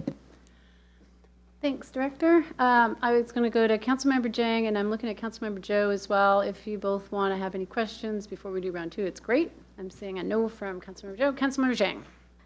Great. So I have a quick question on the TBD fund. So I'm curious what the assumptions are for the Northwest Sammamish Road bonds, like term and interest rate. And then I'm curious if you have a guess on, what the error bars could be like. Could it actually be like 1.6 or 1.7 million per year, or?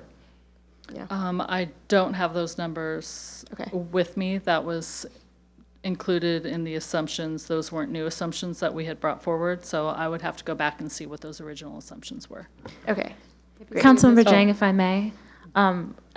These numbers that you see for the TBD funds projected out to future years with both expenses and with revenues are estimates. And so while it's the best information we have today, so many other factors come into play that are going to affect these numbers and could provide a significant difference to the numbers that we see today. For example, the cost estimates for this project were made before tariff policy was changed. And that policy is still in flux and can have a heavy bearing. In fact, we've already seen it have heavy effects on some of our capital projects. And so we know that as we get closer to these projects, we continue to update those cost estimates with the best available information. So the numbers that you see there, it's an estimate, also an estimate on our revenues. It could be that changes to the economy, this is a sales tax revenue source, which means it's a bit more volatile as far as city revenues go. So while the TBD ending fund balance shows $3 to $4 million, we expect that to be very different when we get to future years, just knowing that costs likely will increase, could be the cost of the project increases as we get closer and finalize design, et cetera. So it's the best information we have today, but we know it's going to change. Cool. Thank you. You can keep going. Yeah, I guess my other things were comments, so I'll hold them to later. Oh, great. Okay. Deputy Council President, do you have your microphone up? There we go. Yeah, just another question on the 4th of July. If it's not in our budget, I'm going to presume that the city is not going to play any role in the 250th anniversary of the 4th of July. And if that's incorrect, please correct me. Do we have a plan if we're not going to expend funds or have the city take charge of that event? Do we have other alternative plans for the 4th of July? Because the 250th anniversary is sort of a special date, so. Is there anyone on the council working on that committee? Councilmember Ray. Well, let me say this about that. Okay. It's the semi-quincentennial, just to get that out there first. Yeah, the city is working diligently and actively on putting together plans for a multi-event celebration in the city. It would be optimal if there was some city funding available to support some of these activities, but there's also going to be some soliciting of locals and fundraising to help support these activities too. So it's a public-private partnership from my perspective, but there's all sorts of fun stuff that's being kind of kicked around and thought about and aimed at different audiences and different age groups and different ethnicities, and really embracing that welcoming, multicultural, multifaceted city that we are. Thank you for your work on all of that, Councilmember Ray. It's great. Additional questions? Okay, I'm not seeing any at this time. We can move into comments. I just want to remind everybody that there is no final action tonight. We're just looking for direction. And I'm assuming there'll be two kinds of comments: general comments about the budget process itself, as well as if you can provide answers to the three questions that Kristen has proposed and has put up on the screen. So we can start going around the table with general comments, or we can start going around the table answering the questions, whatever your preference is. Councilmember Jang, Councilmember Hall. Great. Well, thank you so much, Director Garcia, for putting all this together. This is amazing. I guess my overarching comment is that, looking at that slide where you showed the total, fund balance, unrestricted revenues versus unrestricted expenditures, even after removing all the things that we have been proposed, we're still running a deficit from unrestricted revenues versus expenditures. I think it's like, the unrestricted expenditures are going to be $150K higher than unrestricted revenues. And given that we have to be running, if we're ever going to get back up to, 15% of fund balance, we're going to have to run surpluses in one way or another.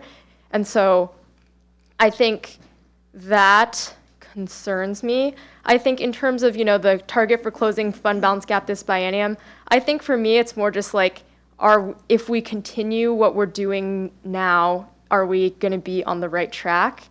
And given that, just given where we are with limitations on raising revenue and all that, we're not quite there. So it makes me feel a little bit uncomfortable, just because, I think, at least for me personally, I think the absolute latest that I would want us to get to that 15% is the end of the next biennium, which is 2028. And so I would, if we look and, okay, we spread that amount over like 3 years, what is the amount that we need to get to by the end of next year so that we can, kind of linearly go in 26 and 27, or I guess it would be 27 and 28. Because I think, the more, I don't want to like keep kicking the can down the road and risk having our bond rating lowered, which could be really bad.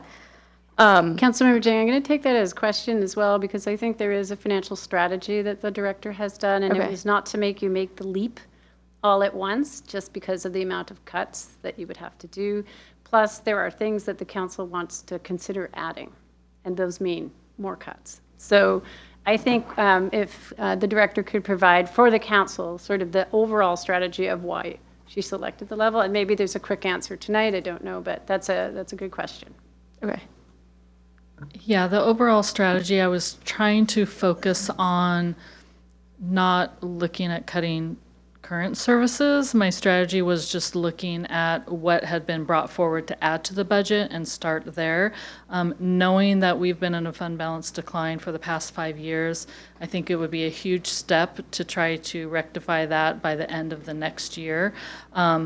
That's one of the reasons why I want to start updating the financial plan, because I think these questions will be answered and we can develop a longer term strategy to get to the 15% by the next biennium. And that update to the financial plan will show how we'll do that.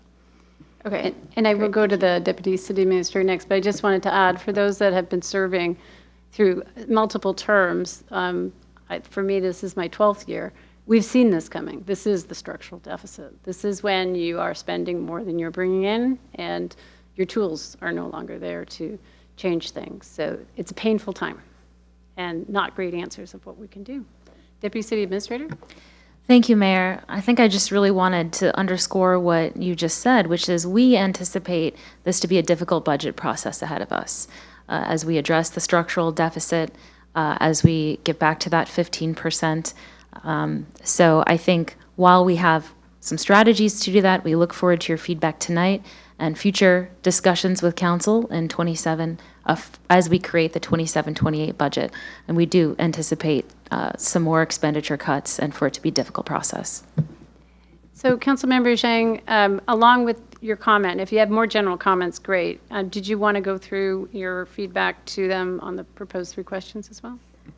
Yeah, I think, I guess, you know, in terms of the final adjustments, I think if everyone else agrees that we shouldn't look into funding, into cutting current services at all, then that's probably fine. But I would be curious to see if there's any other areas we might consider cutting current services, you know, just as another option that's on the table. And then I'm supportive of the proposed update to the reserve policy, as well as the proposal to establish the audit committee, and I would be interested in joining. I was just going to say, are you putting your hand up? Yes, you are. Okay, that is great. Thank you. Councilmember Joe.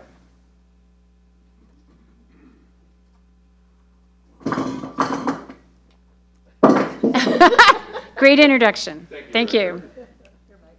Thank you, Director, for all of your hard work this evening. Appreciate that.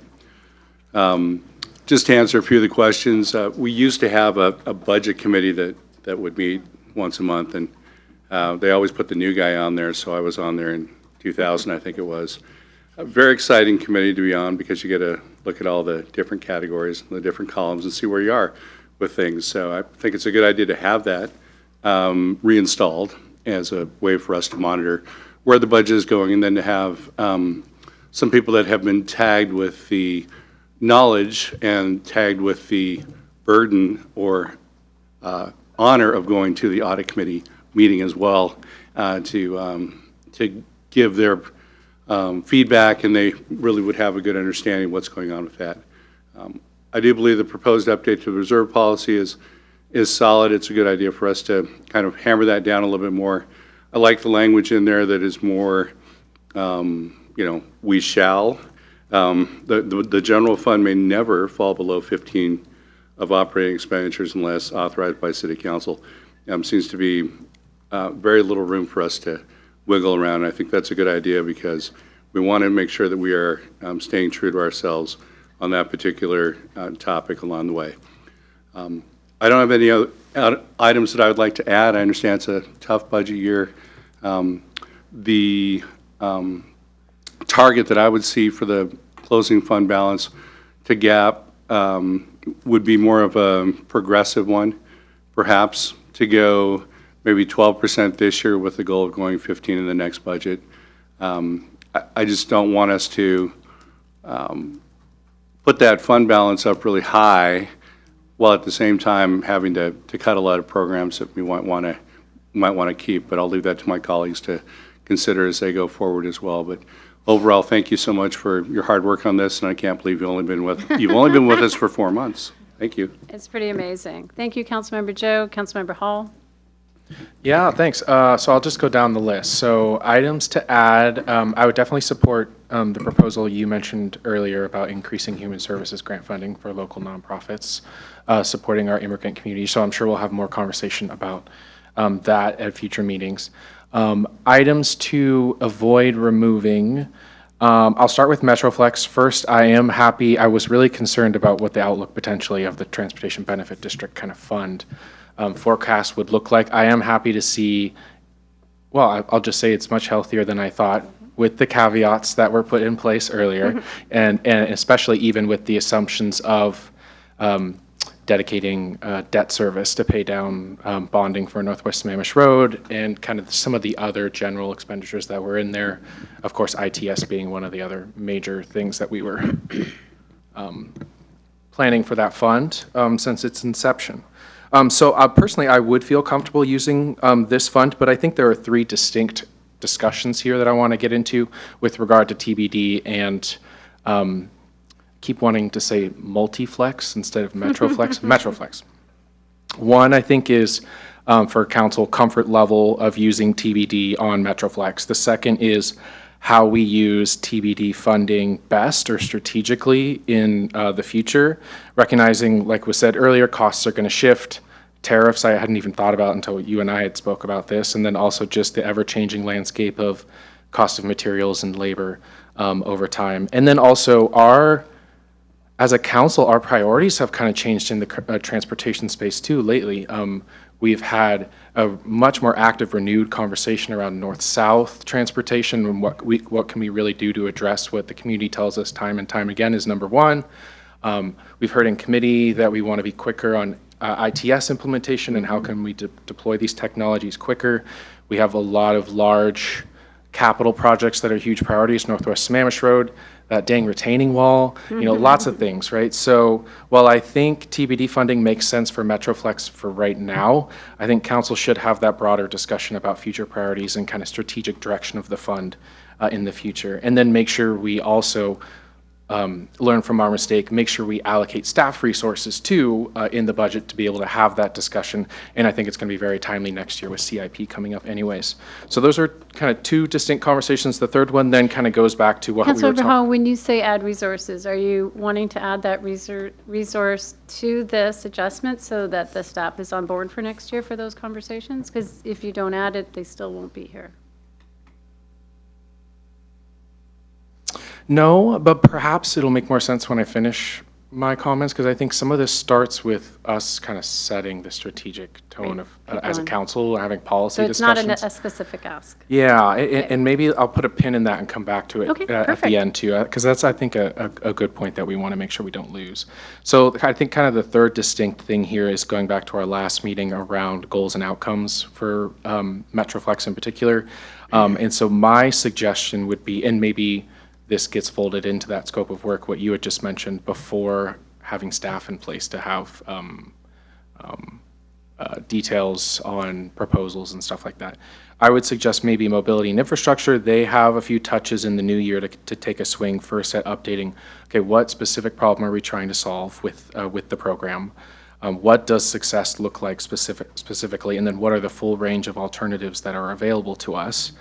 So by the time this new contract ends, we know whether or not, one, we've achieved what we want to achieve, and then number two, if not, we have a clear idea of what to try next. So let me go to Deputy City Administrator for a second. Does that require staff resources in 2026? Yes. Anyway, let's put a pin in it again. Yeah, And well, you go- and go through let's your- put a pin in that and tease out what would require staff resources too, because I think maybe like what are the alternatives certainly would require staff resources, but I think maybe saying what do we want success to look like as a policy level, what problem are we trying to solve at a policy level, those are things I think council and committee It's can still probably. likely a policy conversation that is not allocated in the current work plan unless there's a body. So I think that's worth sussing out, but let's go through all of your points. Yeah, okay. All right, well, anyway, so those were kind of the three things in my head for Metroflex. Okay, using it now, let's think about how to use those funds strategically in the future and also goals and outcomes around Metroflex. The next thing on my mind to avoid removing, and we're going to wait on more information, so this isn't a fully formed thought yet, but is the Eco Northwest implementation. So this was a top priority of the council at our retreat this summer, which I think was like the first time that council and you had interactions around budget and stuff like that too, going back to that meeting. And then we just recently had the community planning and development kind of reprioritization of their current work plan discussion too, and this also rose as a top priority there.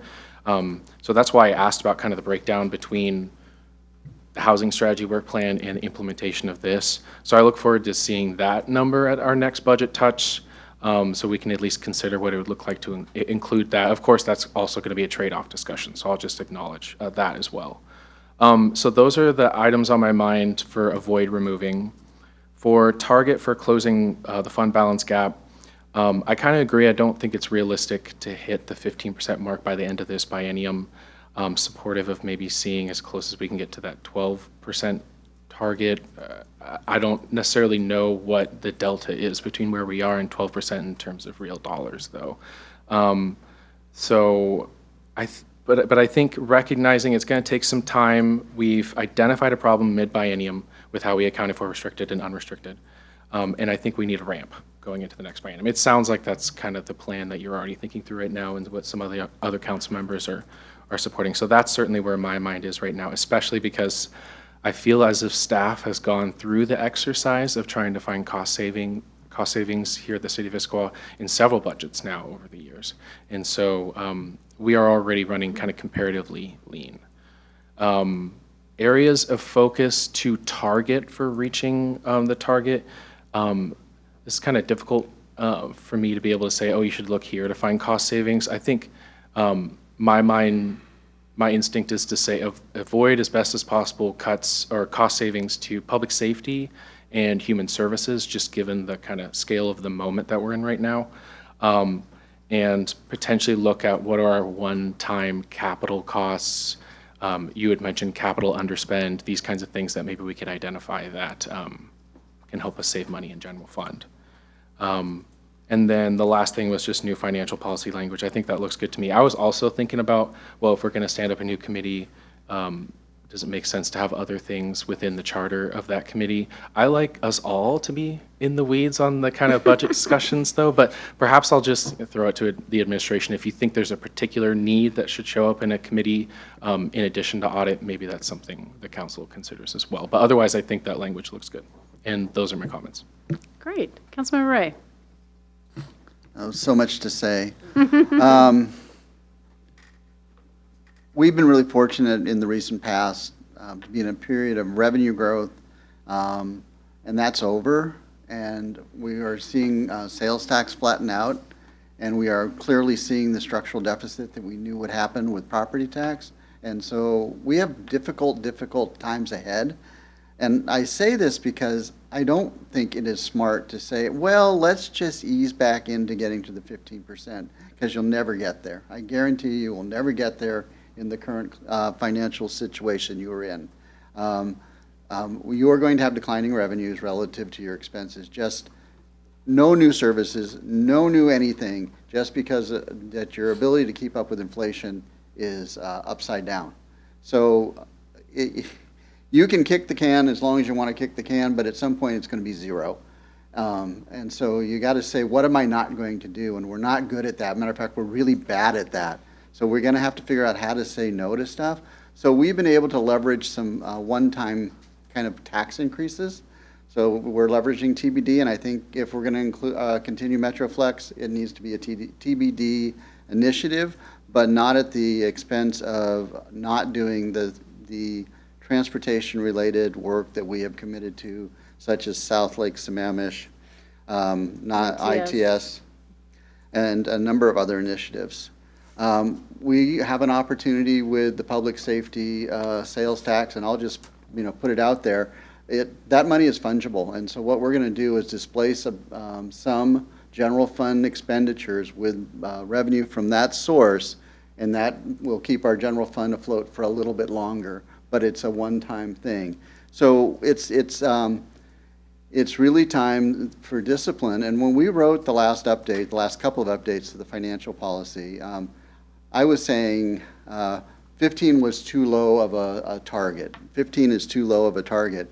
And if you read the language, it says the target is 15 to 20 with a floor of 15, not somewhere around that. And that's by design, to focus on being disciplined about not spending money that you don't have, because these are really risky and uncertain times, and that 15%, 7, is our shock absorber. That's what helps us, deal with the ups and downs in these uncertain times. And I'm very concerned that if we, I'm just going to take from my reserve fund at home because I want to go on that really great vacation, or I need to do something that's at all discretionary, that's kind of bad management of my personal funds. And then I'm going to need a new washer. and I'm not going to be able to afford the new washer, and it's not a non-discretionary thing. So I worry about that a lot.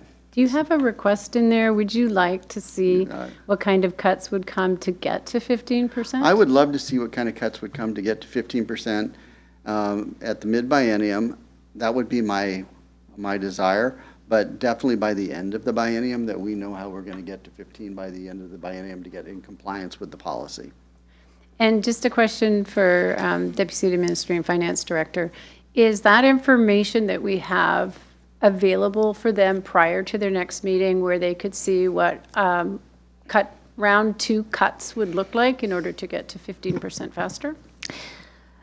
Mayor Polly, we seek direction from council this evening about where they would like us to target. Okay. And so we don't have that information today. We're looking for direction from council.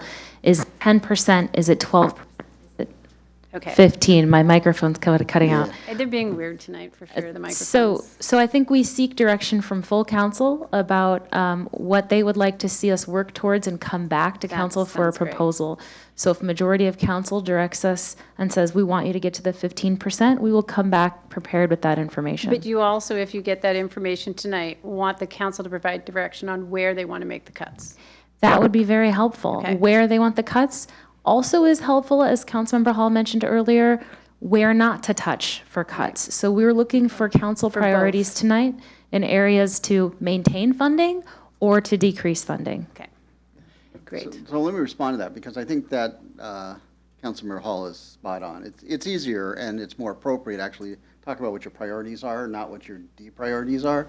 So in terms of from my perspective, the areas I would not want us to cut deeply into is public safety and or transportation. Those are the 2 things that the public says are most important to them. So that's where I would say sustain that, and everything else is fair game. Okay, thank you. And you have more questions here. No, I do have more questions. Yes. No, I talked about the reserve policy. I think the language is fine. I think I'm okay with doing measurement at the end of the biennium, not at the mid-biennium point. I just think that we make a commitment to a number, we stick to that number. And I think, we had an ad hoc financial management committee back in the day, and that, that was the successor to the committee that Councilmember Joe talked about, and that was a group that got together on an as-needed basis, and that might not be a bad thing for the council to consider going into the next year. Thank you for that suggestion. Deputy Council President.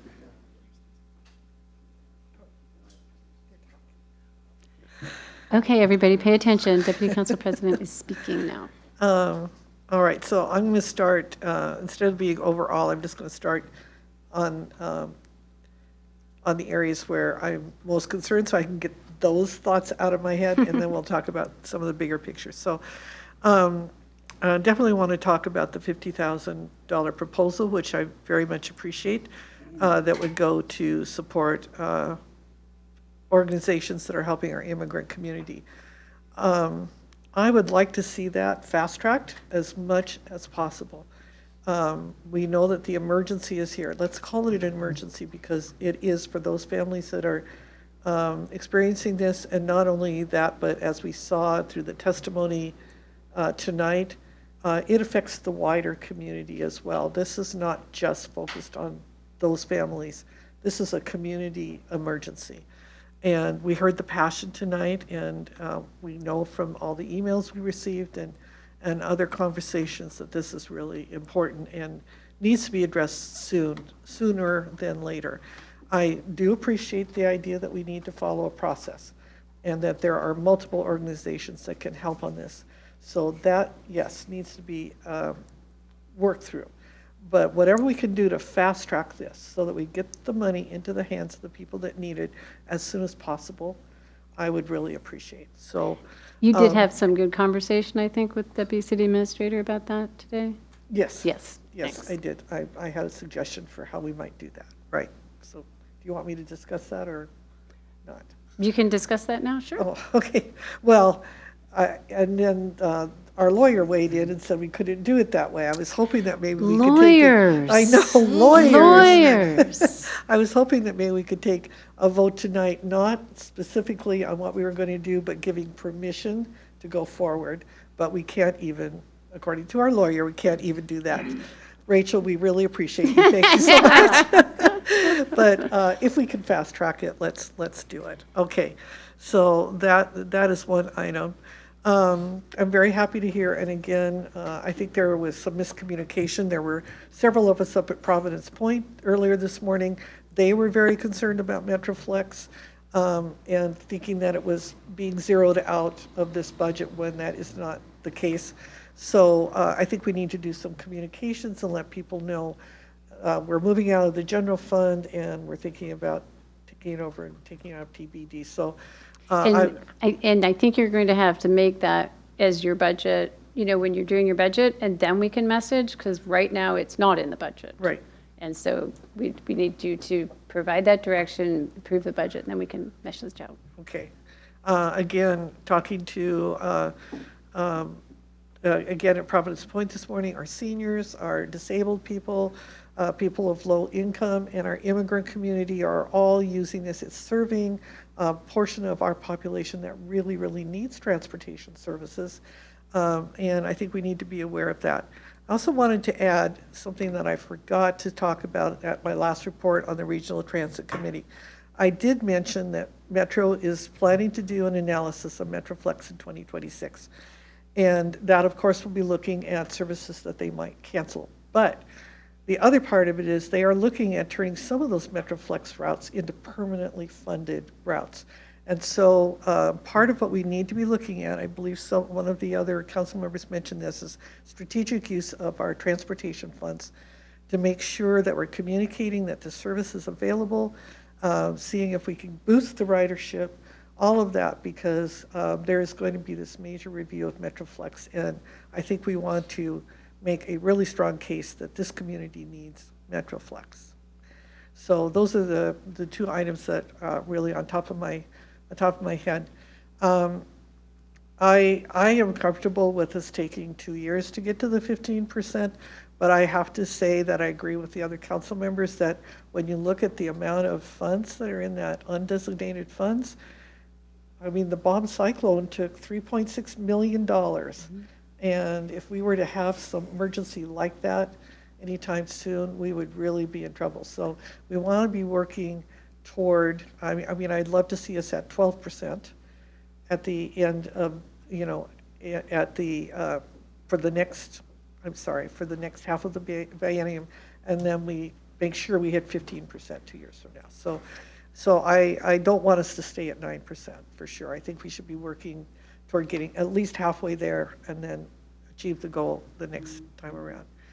I am totally in favor of the audit committee. I agree with Councilmember Hall. All of us should be involved in the budget process. So I don't want 3 council members doing the budget. I want us all to be involved in that. But I have attended almost every one of the audit report meetings, and I think it's really important for us to understand what the state auditors are telling us about the fiscal responsibility that we have and where we can make improvements, and the overall look from an outside organization is really important.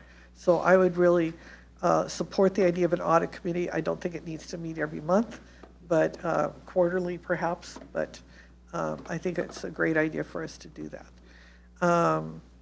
And then I think the proposed update to the reserve policy is just fine. So there's so much to comment on here. Did I forget anything? I think you hit all of the questions. And again, I know it's uncomfortable, but if we are going to find additional cuts, do you have any areas that?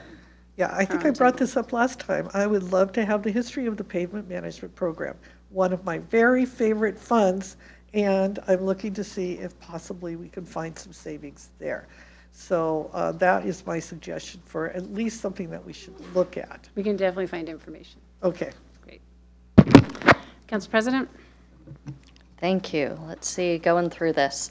I think my big concept on this is it's better to have the information, it's better to take action on it than to not know. I don't want to overcorrect something that I think when we do a few calculations, we're going to be on a much better trajectory on. I do think we need to have a future conversation about how we can be a more productive city. And I mean that in phrase of like, if we look at our big four revenue areas, there are certain things, obviously like property tax, that we are limited by state.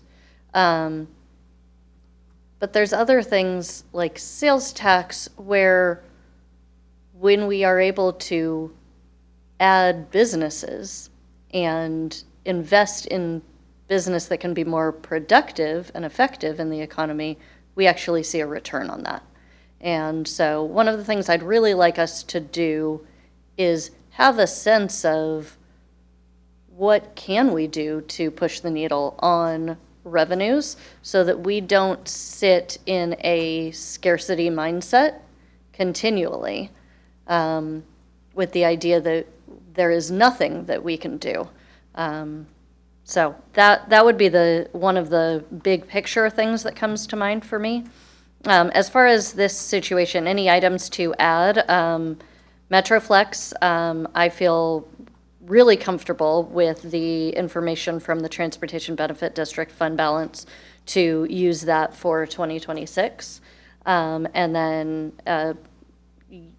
I think we are probably fine to have a policy conversation with council without the need of an additional staff on what are our goals for that program? How do we feel about utilizing that within the TBD as something as a part of our next biennium budget? Council President, I want Deputy City Administrator to weigh in on that because the people who resource the meetings say they need resources.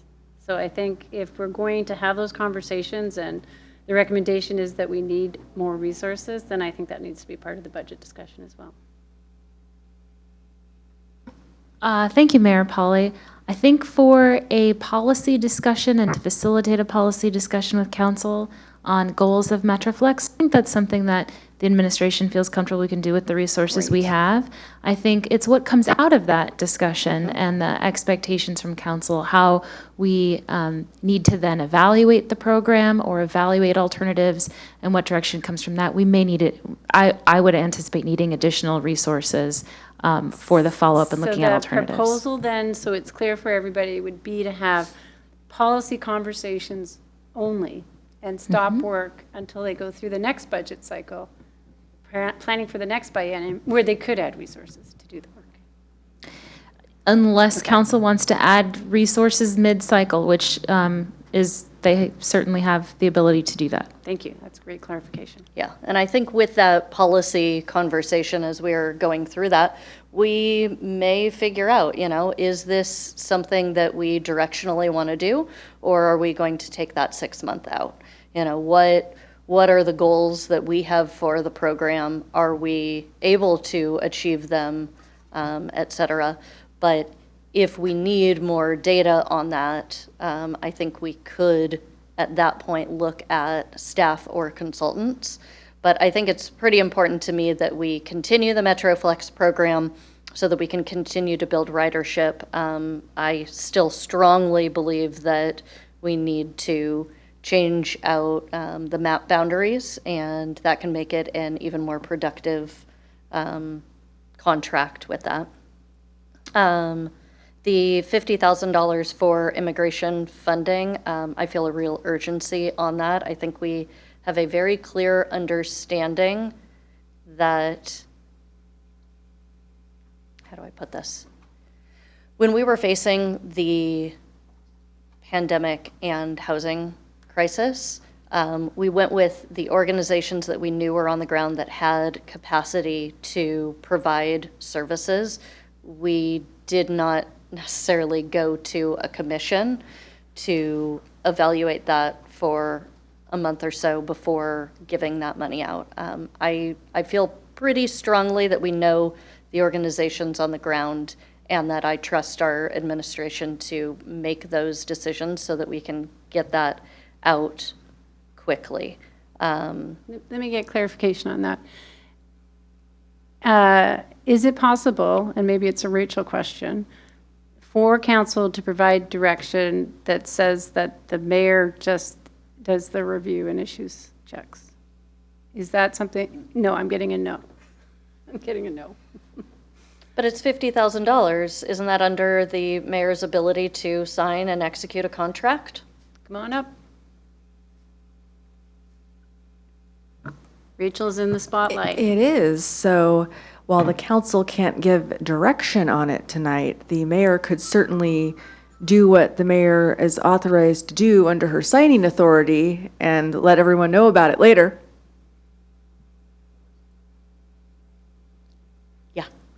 At this point in time, we have not received any requests or any information about any of our agencies. So there is some work that needs to be done to assess the need and the capability, like who is already on contract that we can do it with. We don't have time to negotiate a new contract and get it signed. So I just think we need to maybe have some more clarity over with our lawyer and with the administration about how to speed it up. Because I just don't know that we have landed that plane yet. Deputy State Administrator? Madam Mayor, if I may, in working with the Parks and Community Services staff today, and there's a park board meeting at this time, otherwise Director Jeff Watling would be joining us, but we were trying to examine how we could deploy more resources to organizations that support immigrant families in Issaquah the quickest we possibly could, certainly within the confines of city policy and state law. And so we believe we have a quick path, though it would include working with the Human Services Commission, but that we could look at the contracts that we have, amend the contracts that we have versus organize new contracts. And so so that's our proposal at this point, to try to deploy those resources as quick as we possibly can. Okay, I'm just going to push back on the idea that this needs to go to a commission. I appreciate professional advice from staff. I think we heard from the community that they would like us to take action. We know a particular group on the ground that is providing these resources, is cash strapped. So I will just put my strong idea out there that we should not get in the way of getting that money out into the community and getting that done. Moving on, any other items to add? I think the Eco Northwest report and the implementation on that is really important. I am willing to sacrifice the housing strategy work plan portion of that, and so I agree with Councilmember Hall. I'd like to break down on that and see what we can do in order to just be able to implement the Eco Northwest stuff. Any areas that should not be removed? You've done a great job scrubbing, pulling, all of that. So the only feedback I have there is on the Eco Northwest portion of that, and then moving the Metroflex into TBD. Target for closing the fund balance gap this biennium. I'm aiming toward, I think, 12%, but from my point of view, it's more about a trajectory on that. And so I agree with the idea of being able to close the gap in 2 years is probably good. I am not a math person, but I did do a back of the napkin calculation, just moving the public safety sales tax stuff out of unrestricted expenditures, and that, on my calculation, gets us to 11.7%. So I feel pretty comfortable we can move in that direction just by getting our math right. That being said, I am absolutely willing to do a scrub of existing services to find $100,000 or $200,000 or $300,000 or delay a capital improvement project that would provide opportunities to get there faster. I think the goal is to get there in like a 2-year period from my perspective, and so that should be one of the focuses. Toward that end, The public safety sales tax, right now, what we are showing for 2026 is programming for 1.062 million out of the 2.2 million. And so I'd like a better understanding of what the rest of that was, because my initial understanding was only 750,000 to savings for facilities. If that has been changed, let me know. But it seems like there's an additional $250,000 there that isn't allocated. We had designated about 150 for other capital needs that isn't currently identified, but we wanted to have a placeholder in case there were some priorities that came up. But only 750,000 has been truly identified for public facilities. Okay. I think council should have a clear conversation about the public safety sales tax and what we want to use it for 2026, rather than necessarily piecemealing it as we are right now. So I would like to have that conversation with council. Toward that point, I'd like to look at our fleet fund balance. I'm willing to consider whether that 300,000 should come out of the public safety sales tax or from fleet fund balance. So that's a question for me. Looking through some of the other notes that I took, revenues from sale of properties. I would really prefer to keep that in the general fund for flexibility. In the case of emergencies or something like that, if we pull it out into another fund and put it as a designated thing, that just, I remember Beth Baisley, one of our previous finance directors, always wanted us to have the flexibility with our funds, and I think that is one that just scares me from moving it out. But I guess if we spend that money at some point, it'll be gone. But that's my thoughts there. 4th of July, since there is currently no specific ask, I don't feel ready to allocate funds. And so I would leave that off of this proposed budget at this point. World Cup, I would like to hear about the LTAC options. And then I would ask the council and maybe the administration to look at additional operation costs from safety and police and all of those things. Could we consider that those could be covered by additional sales tax revenue from the additional people that would come into town? You know, as an idea, we're not currently programming or anticipating an increase in sales tax revenue. So should we not go ahead and anticipate an increase in operational expenditures? I think those might play out well together. And then finally, I will just mention construction sales tax. I think having that conversation about how much of that is programming and going into our ongoing expenditures is important. And so I'd like to understand how we're utilizing that in 2026. How much of that is ongoing versus one-time, just so that we have awareness. And if any things are one-time, I might suggest pushing those off and delaying them and utilizing that to increase our ending fund balance. Because as we are looking at revenues in, revenues out, anything that is ongoing and stable needs to be for ongoing and stable expenses. And in a case like this, when we have a lower fund balance, delaying or pushing out projects that are from revenue sources that can be in the general fund should be one of our priorities. Thank you, Council President. Well, Kristen, thank you. Wonderful, wonderful job, Deputy City Administrator, and Rachel, the bad girl over in the corner. Thank you for all of your stuff. Round. Oh, yeah. So we will do a second round if there are a couple more comments and clarifications, and then we'll wrap it up. Councilmember Hall and Councilmember Zhang and Councilmember Hall. Yeah, I guess I would want to reiterate that I would like to see what cuts would be needed to get to that 15% by the end of 2026.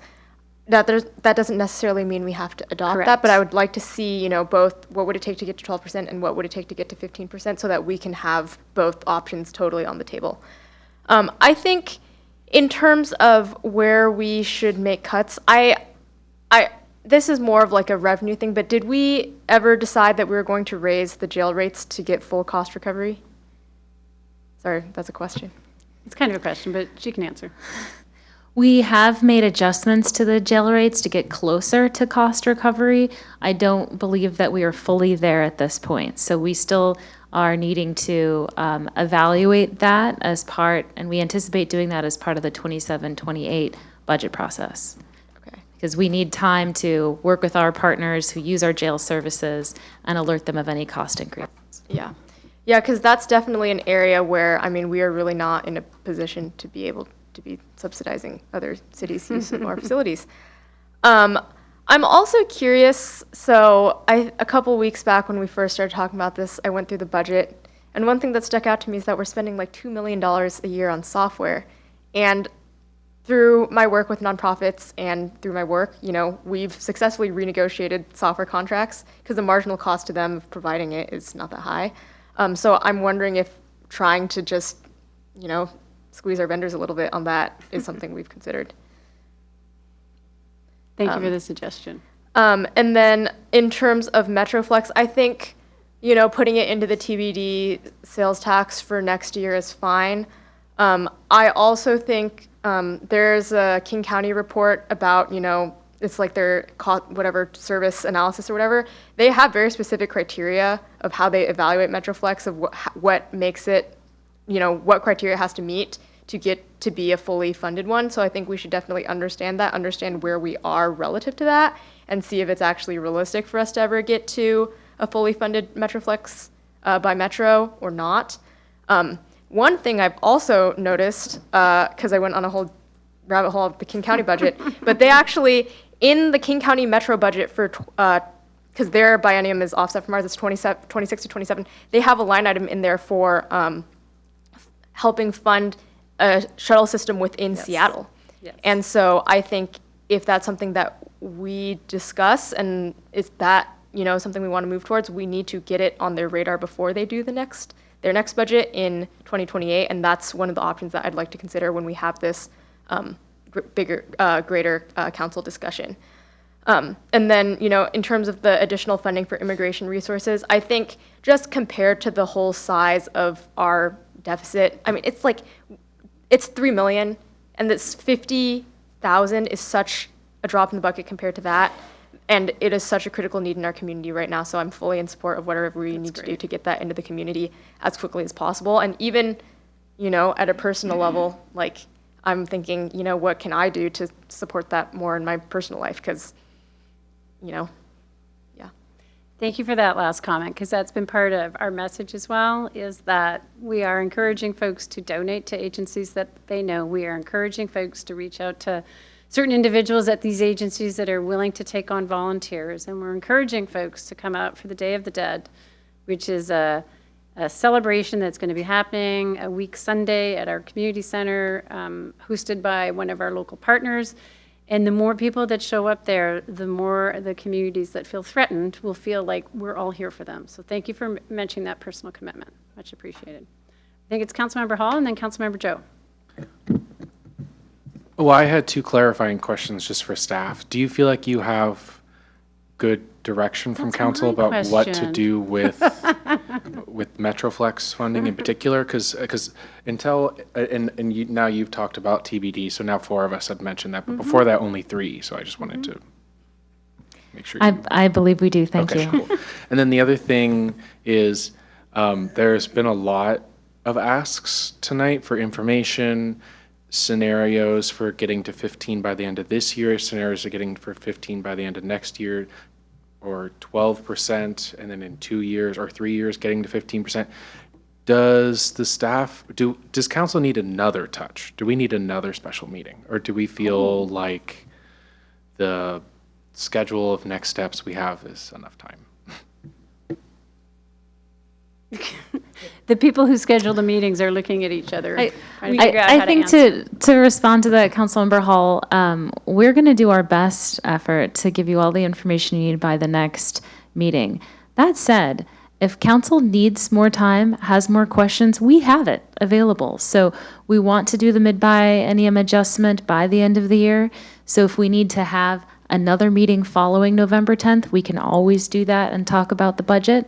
So we do have a little bit of time. That said, I think we're going to push forward and provide you the best information we can produce in 2 quick weeks, and then see if we need to add additional meetings after that. Great questions. Councilmember Joe. Thank you. As chair of the LTAC committee, I just thought I would jump in a little bit on the comments that have been made about LTAC. At our next meeting in November, we'll be going over the application that we put together, and those applications will be due January 31st. And they're primarily for local businesses and nonprofits that want to seek initiatives or do initiatives that will bring in people from over 50 miles away. We provide help for marketing operations and activities to increase the tourism. So it's a little bit, I've been going through the rules, and it's a little bit strange because technically the city would have to apply to LTAC for a grant. Correct. But the council is the one that approves the grants. So I think if you just put a piece of paper together that said council wants money for World Cup and gave it to us, then we would probably have to put it through the committee to approve, but then you would approve the final The committee's allocation. reports, So yes. it's a little quite bit interesting. of a round circle, but it is possible. But as Councilmember Ray pointed out, it will probably be overprescribed in terms of the number of organizations that apply for normal money, which is only $50,000 during the year, and then you'll be stacking World Cup requests on top of that. So it will be difficult to get funding for the city from that source of funds. So I just want to clarify that for That's a everyone great that was talking about. Thank you. So we're sort of in a second round wrap-up. Are there any other council members who would like to speak again? Seeing head nods, no. And the Deputy City Administrator would like to speak. Go ahead. Well, first, I just want to correct an earlier statement that I made. The next time we discuss the budget with council is on November 17th. Thank you to Clerk Geezer for correcting me on that. Her mind is a little more sharp about council meetings than mine at this late hour. So November 17th is the next time we return. We're going to do our best, like I said, to provide the information as requested by council. Thank you so much for the discussion and the direction this evening. Really appreciate the discussion. That's great. And Director, you've gotten a ton of feedback tonight, but pretty clear in what the council expectations are? Yes, thank you. Appreciate the feedback. That is great. Well, thank you for that discussion. Super robust. Budgets are difficult, and we're in a difficult time. So thanks for that. The next item on the agenda this evening is good of the order. Does anybody have anything for good of the order? Council President? Thank you. After hearing from the community and council members, Deputy Council President and I have put together a statement from the council that we would like council members to review. It should be in your email. And so my understanding is we cannot adopt anything tonight yeah. because of the way that the meeting was structured. But we would like to get feedback, a sense of, is this the direction you would like to move forward with, being able to make a statement both condemning the inclusion of this in our community and talking to ways that our police is not involved with this, and also that we are looking to make some changes. So, Deputy Council President, did you have? Excuse me. Sorry. Deputy Council President. This feels like a committee of the whole meeting. It's a special Right. council meeting. Deputy Council President. I'm just going to suggest that the council president read the statement out loud so that the public can hear it. I think it's important that we have it on the record tonight. Even though we're not going to be voting on it, I think it's still something very important. So I would turn it back to the council president to read it out loud. That sounds great. Council President. Thank you. The Issaquah community was rocked when a mother delivering her child to an Issaquah preschool was taken into custody by Immigration Customs Enforcement, ICE. Council members have received numerous heartfelt emails expressing concern, outrage, fear, and empathy for this young family that is now torn apart. Although we do not yet know the exact details of the mother's circumstances, the Issaquah Council can affirm the following. Every person, citizen and non-citizen, community member, no matter their immigration status, deserves the constitutional right to due process under the law, including the right to be treated with dignity, protection from illegal searches and seizures, the right to legal counsel, and the right to have their case heard by an impartial judge. Every person has the right to know their accusers, beginning with the identification of the arresting officers, identification of the agency the officers represent, individual badge numbers, and uncovered faces. Every person has the right to access education, worship, the justice system, and health care without fear of abduction. Schools, churches, courts, and hospitals should be off limits to ICE activity, as they have been under previous presidential administrations. And no person should be targeted for arrest based solely on the color of their skin, the language they speak, the religion they practice, or their immigration status. These are fundamental American principles confirmed over 2 centuries by American courts and the American people. The Issaquah City Council commends the Issaquah Police Department, IPD, and Chief Schwan for abiding by the Keep Washington Working Act, which prohibits local police from enforcing federal immigration laws, and for IPD's proactive efforts to protect Issaquah residents from hate crimes, inappropriate federal use of automated license plate reading cameras, and harmful actions by those who seek to divide us. We share the pain and sorrow of this moment with our entire community. The Issaquah City Council pledges to work with county, state, and federal elected officials to promote justice, establish further human rights protections, and provide resources for all. We call on these same elected officials to enact protections called out here which cannot be legislated at the local level. Issaquah faces an uncertain and challenging future, but Issaquah residents have demonstrated through 2 recent crises that we are resilient and innovative people. By upholding our values and working together, we believe that Issaquah can and will continue to be a safe, healthy, and welcoming community for all. Thank you. Thank you, Council President. And that does provide the public with the opportunity, before seeing a council package, to understand what you would be voting on next time. Is there any other items for good of the order? Councilmember Hall. Well, just a question then, since some of that does intersect with potentially our legislative agenda, is this something we'll consider as part of that process too? It's interesting. The governor's office so far has not found a way to be able to change the protections within the state from the federal changes that have happened. And it's been difficult for them to figure out what kind of statement to make to the community.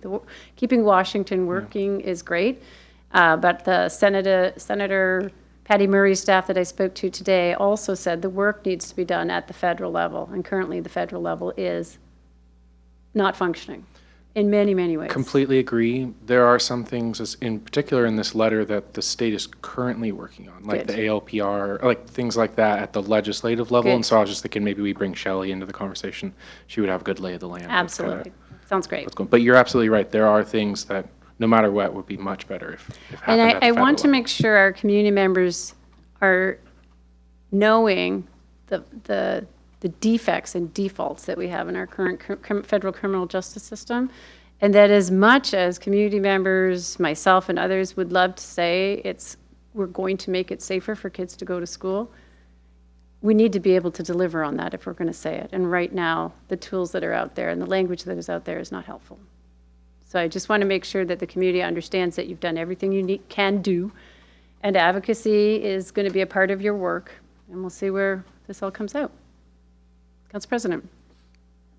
Thank you. I think it's important to recognize that not all things can be solved and addressed within a government context. We have lots of limitations, and so there may be opportunities for community members, as has been stated earlier, to organize ways to walk kids to school, to be there at the end of school when kids are being released and stay around a little bit longer as a protective force, to attend events that are of cultural significance and understand, my ability to exist in that situation as someone presenting as I do, who is not going to be targeted by immigration enforcement. And so use that privilege and opportunity. I would encourage anyone who is looking for those to reach out. Many of us know some of the organizations that are doing that work that could use additional helping hands and additional funds, and a community coming around and support them is a very important next step as we look at whether or not people feel comfortable and welcome within our community. That is the other side of the coin. Thank you for reinforcing that. The community here is so strong, is so generous, and is so concerned and has opportunities to participate. That's a message that we just need to keep echoing out there. Is there any other items for good of the order? Seeing none, we are adjourned at 9:35. Thanks for all your comments tonight.